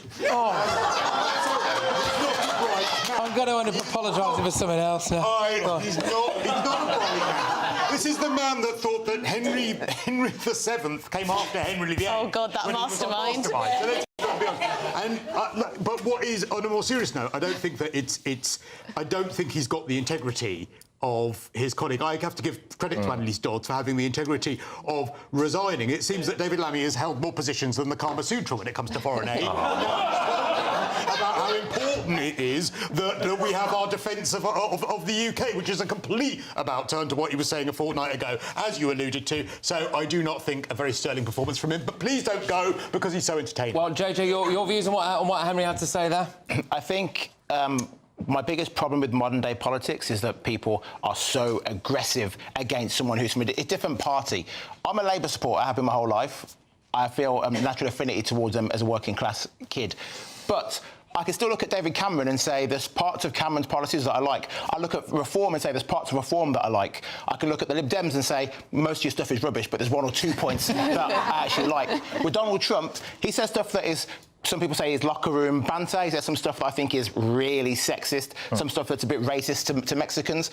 But there's a lot of stuff that he says that I do like. So I don't think we should be flying pigs in the sky and saying that's Donald Trump. And I don't think David Lammy should be in his position because he's exactly what I said earlier is wrong with politics. Right. We know he doesn't like Trump, and now he's going to pretend that nothing happened over the last few years, and now he's Trump's best friend. He is what's wrong with politics. All right, well done.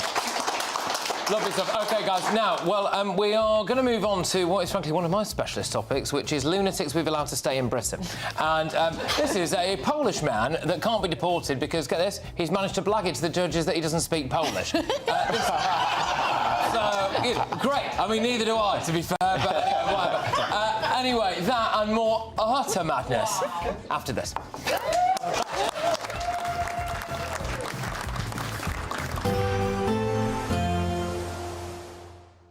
I forecast a perfect holiday in the sun. Weather looking good then? For sure, and no worries about our travel insurance. All Clear Travel Insurance sponsors GB News Travel Destinations Forecast.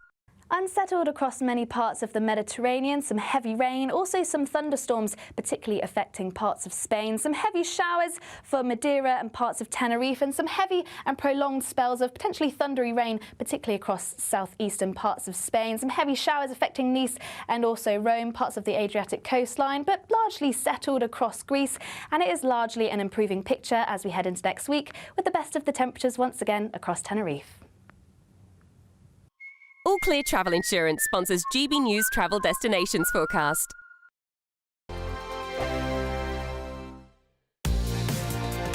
Mornings don't have to be tiresome, especially if you have the right company. Wake up to news as it happens, opinion and debate, and of course, a little bit of entertainment too. Because when the kettle's on, we're on. That's Breakfast on GB News, a show worth waking up for. Every morning from 6 a.m. Only on the People's Channel, Britain's news channel. We'll spread the news, you spread the word. Join me, Camilla Tominey, for a frank and honest discussion with those in power that cuts through the spin and gets to the heart of the issues shaping our nation. You haven't confirmed that you want to stand as leader, but you haven't ruled it out either. This report basically says that he's not fit to stand trial. Is he indecisive? Incompetent? I deliver the dose of reality Westminster needs. That's the Camilla Tominey Show at 9:30 every Sunday on GB News, the People's Channel, Britain's news channel. Hi, I'm Michelle Dewberry, and my show is your opportunity to cut through all the noise and dive in headfirst to some robust debates. Ideas clash. Situation, because the failure is... You're deliberately avoiding my point. Nothing's held back. And if you think this is the end of it, wait for more. And we do not shy away from the difficult stuff. Sometimes I want to shake people and say, if only you understood. So join me on Dubes & Co. weeknights at 6 p.m, only on GB News, Britain's news channel. Good Afternoon Britain isn't just about us. The wonderful thing about this programme is it's about everyone watching. It's an interactive programme. Well, there absolutely is something to see here, and we're going to be talking about it more. Whether it's breaking royal news, Will, please bring us up to date, or indeed a particularly punchy speech in the House of Commons. Very, very curious. We bring it to you live, and then we bring you live reaction as well. That's Good Afternoon Britain, weekdays from midday. Only on GB News, the People's Channel, Britain's news channel. Headliners on GB News 11 p.m. every night. It's got 3 top comedians going through the next day's newspapers so you don't have to read them, which is great. That's a good point. He's lying. Maybe he's not lying. That's Headliners every night from 11 p.m. and 5 a.m. as well on GB News, Britain's news channel. This is Britain's Newsroom, where your voice matters. It's just astonishing. With expert analysis and honest opinion, we don't just keep you informed. We bring you unique perspectives you won't see anywhere else. Can't argue with any of that. When the news happens, it happens here. On Britain's Newsroom, weekdays from 9:30 a.m. Only on GB News. If you want your news to be straight talking... This is a nightmare for the Conservatives again. Down to earth. It's not just Nottingham where this is happening, is it? And most importantly, honest. Hard-working, middle-class taxpayers, they'll get their book thrown at them. Then catch me, Martin Daubney, Monday to Friday, 3 till 6 p.m. on GB News, Britain's news channel.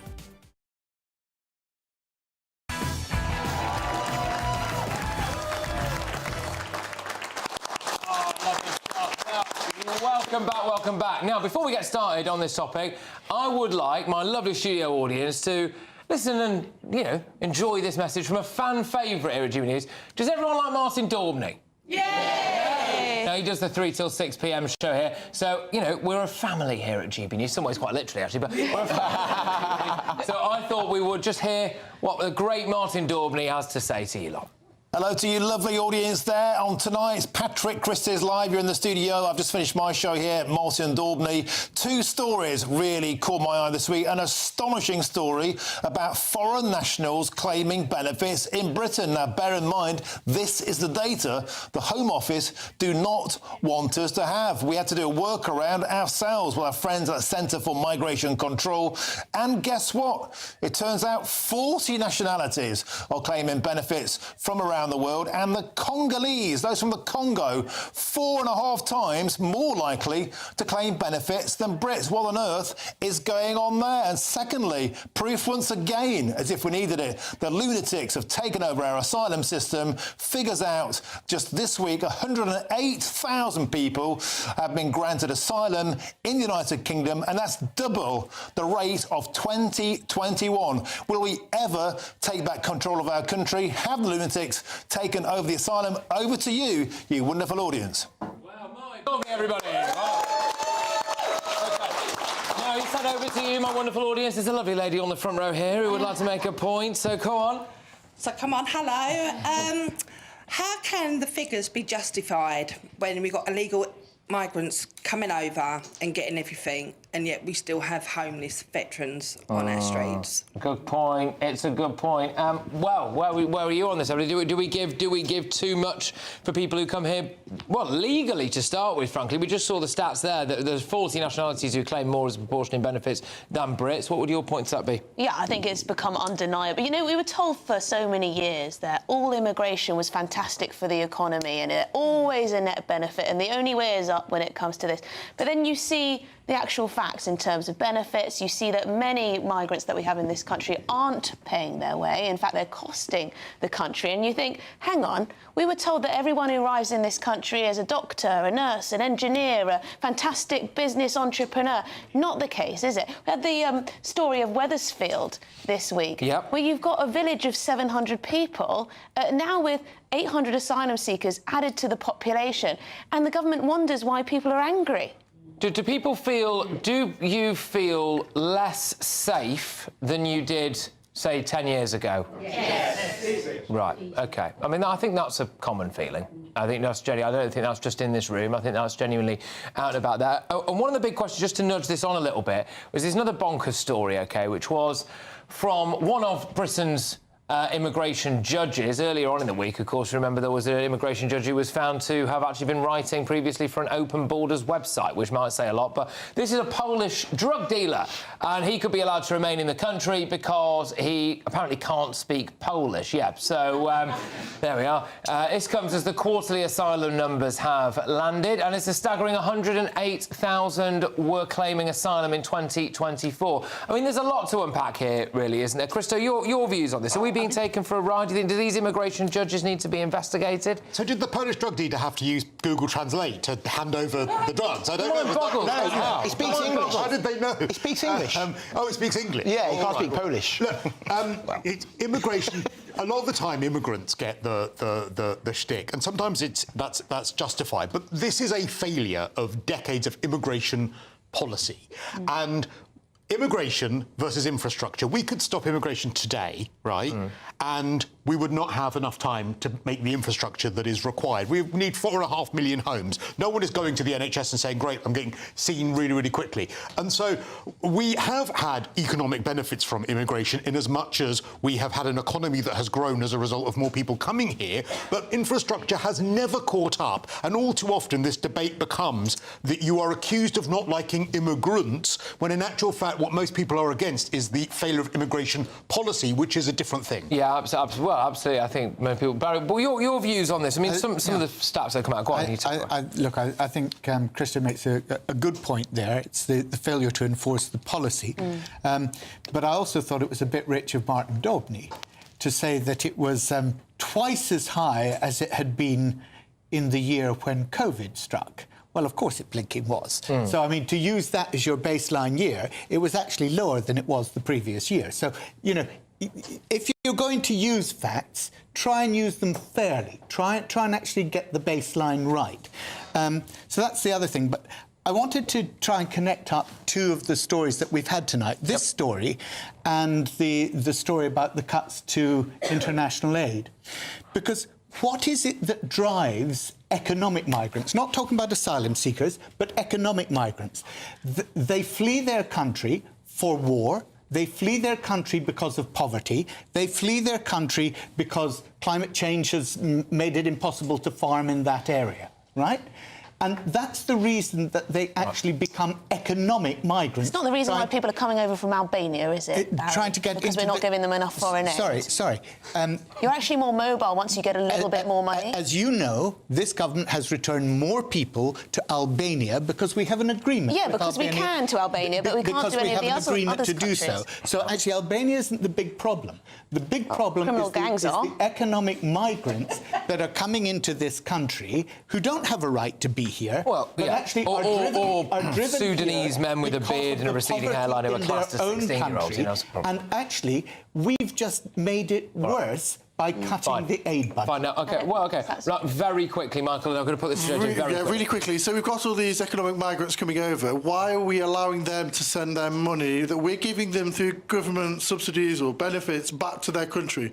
Why can we not control where it's spent? It's a good point. It's a good point. It would be a good point if we did that for economic migrants. All right. Actually, the money only goes to people who are accepted as having a well-founded fear of persecution in their own country, who are asylum seekers. And let's remember that asylum seekers actually make up a tiny percentage of the total migration, net migration into this country. JJ, we're going to just quickly on that. You know, basically, do you think we're being taken for a ride here? By some, certainly. But if we stopped, as Christys said, migration today, there's not enough housing. In Liverpool, there's not been a council house built for 36 years. It's not and we've got the Ukraine war now. I don't think we should be spending any money there. But if there's no Ukraine war, we still have war veterans who are homeless. This country has failed, and that's not because of immigration. That's because of our country since Margaret Thatcher's day.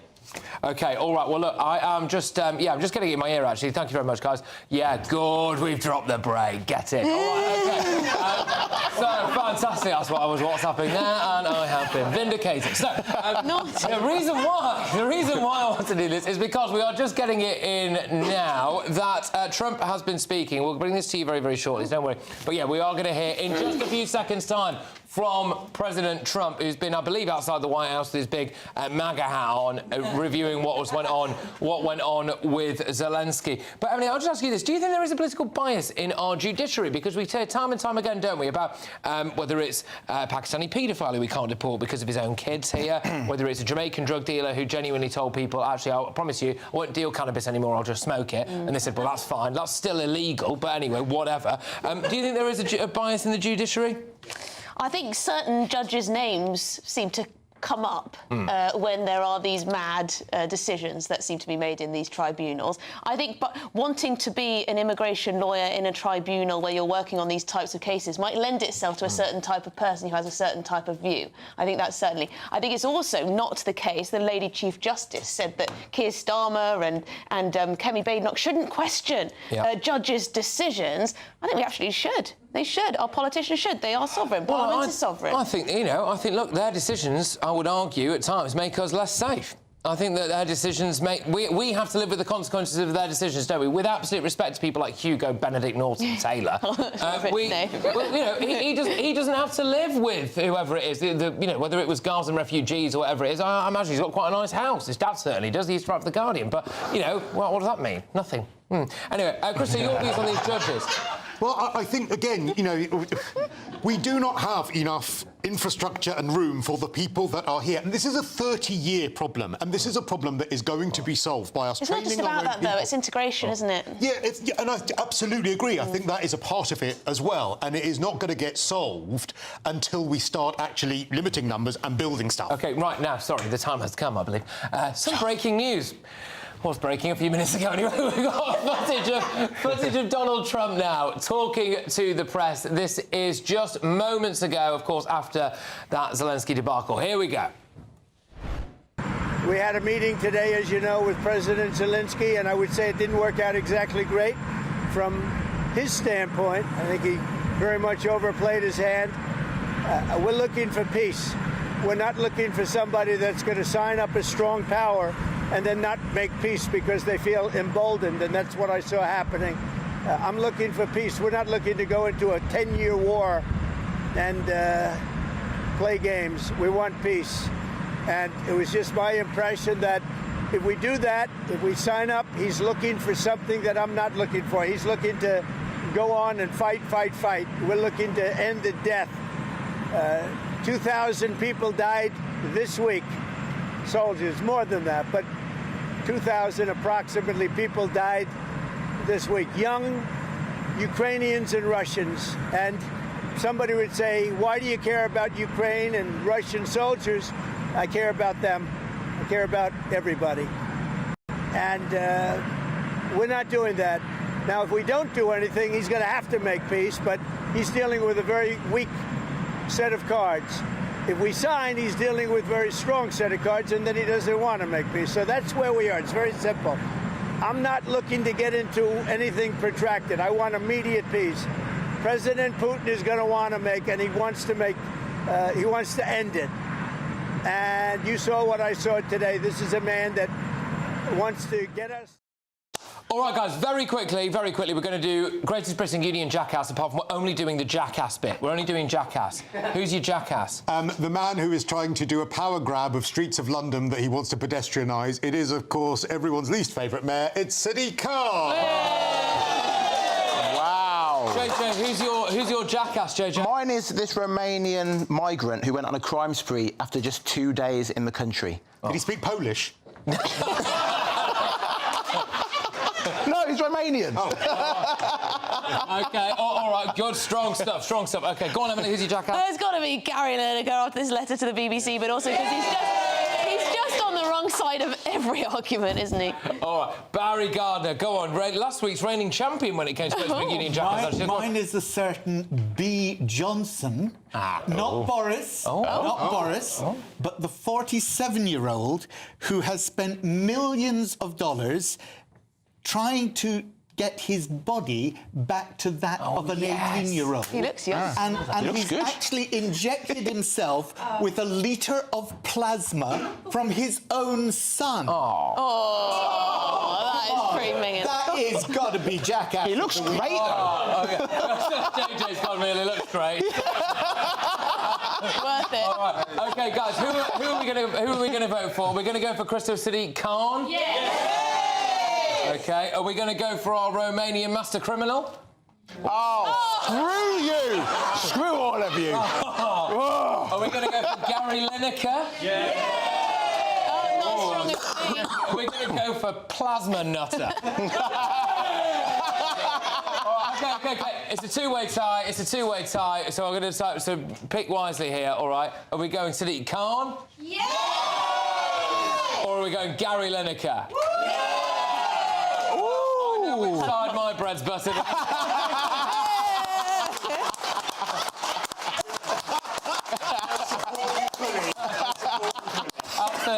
Well, we have only got a few seconds left. I would like to say, from the bottom of my heart, a massive thank you to absolutely everybody who turned up tonight. You have been amazing. Thank you to Barry. Thank you to Emily. Thank you to JJ. You might win Greatest Britain Union Jackass next week. No chance. Accusing me of all sorts of Christo, thank you very much, mate. And look, I hope to see as many of you who are watching at home or listening on your radio sets right here in the studio next week. It really is the place to be. Go to gbnews.com/tickets. Headliners are up next. A massive thank you. Give yourselves a big round of applause.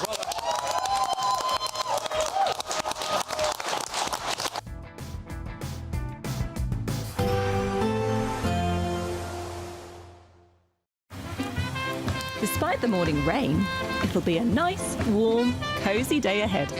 Boxed heat pumps, sponsors of weather on GB News. Hello there, good evening. Welcome to your GB News weather update from the Met Office.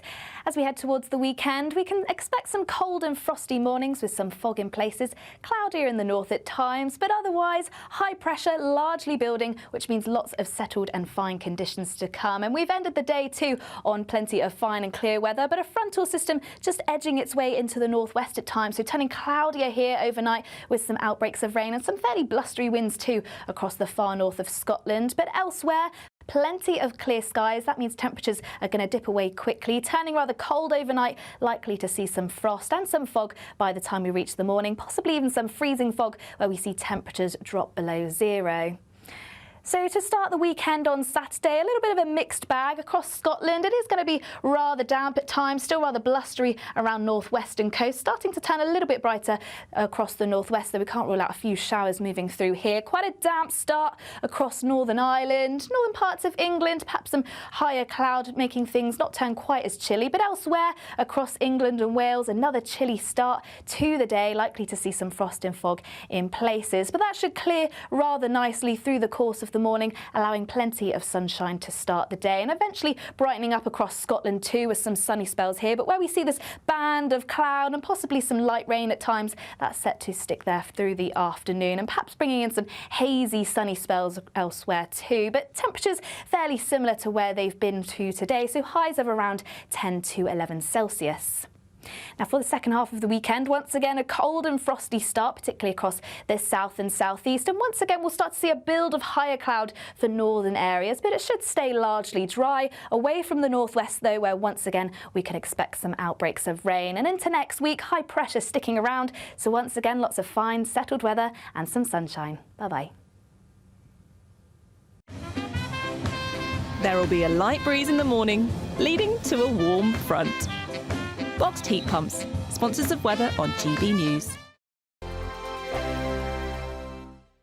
There's just 2 weeks left to grab your chance to be one of 2 big winners in our latest Great British giveaway. First, you'll win a totally tax-free £10,000 in cash to spend however you like. You'll also receive the very latest iPhone 16, and we'll send you on a shopping spree with £500 to spend in your favourite store. For another chance to win, text cash to 63232. One entry costs £2 plus one standard network rate message, or text bonus to 63232. 5 entries cost £5 plus one standard network rate message. Go to gbnews.com/win. Entries start from just £2. Call 0903 681 3232. Calls cost £2 plus your network access charge, or post your name and number to GB11 PO Box 8690 Derby DE1 9TT. UK only. Entrants must be 18 or over. Lines close at 6 p.m. on the 7th of March. Please check the closing time if listening or watching on demand.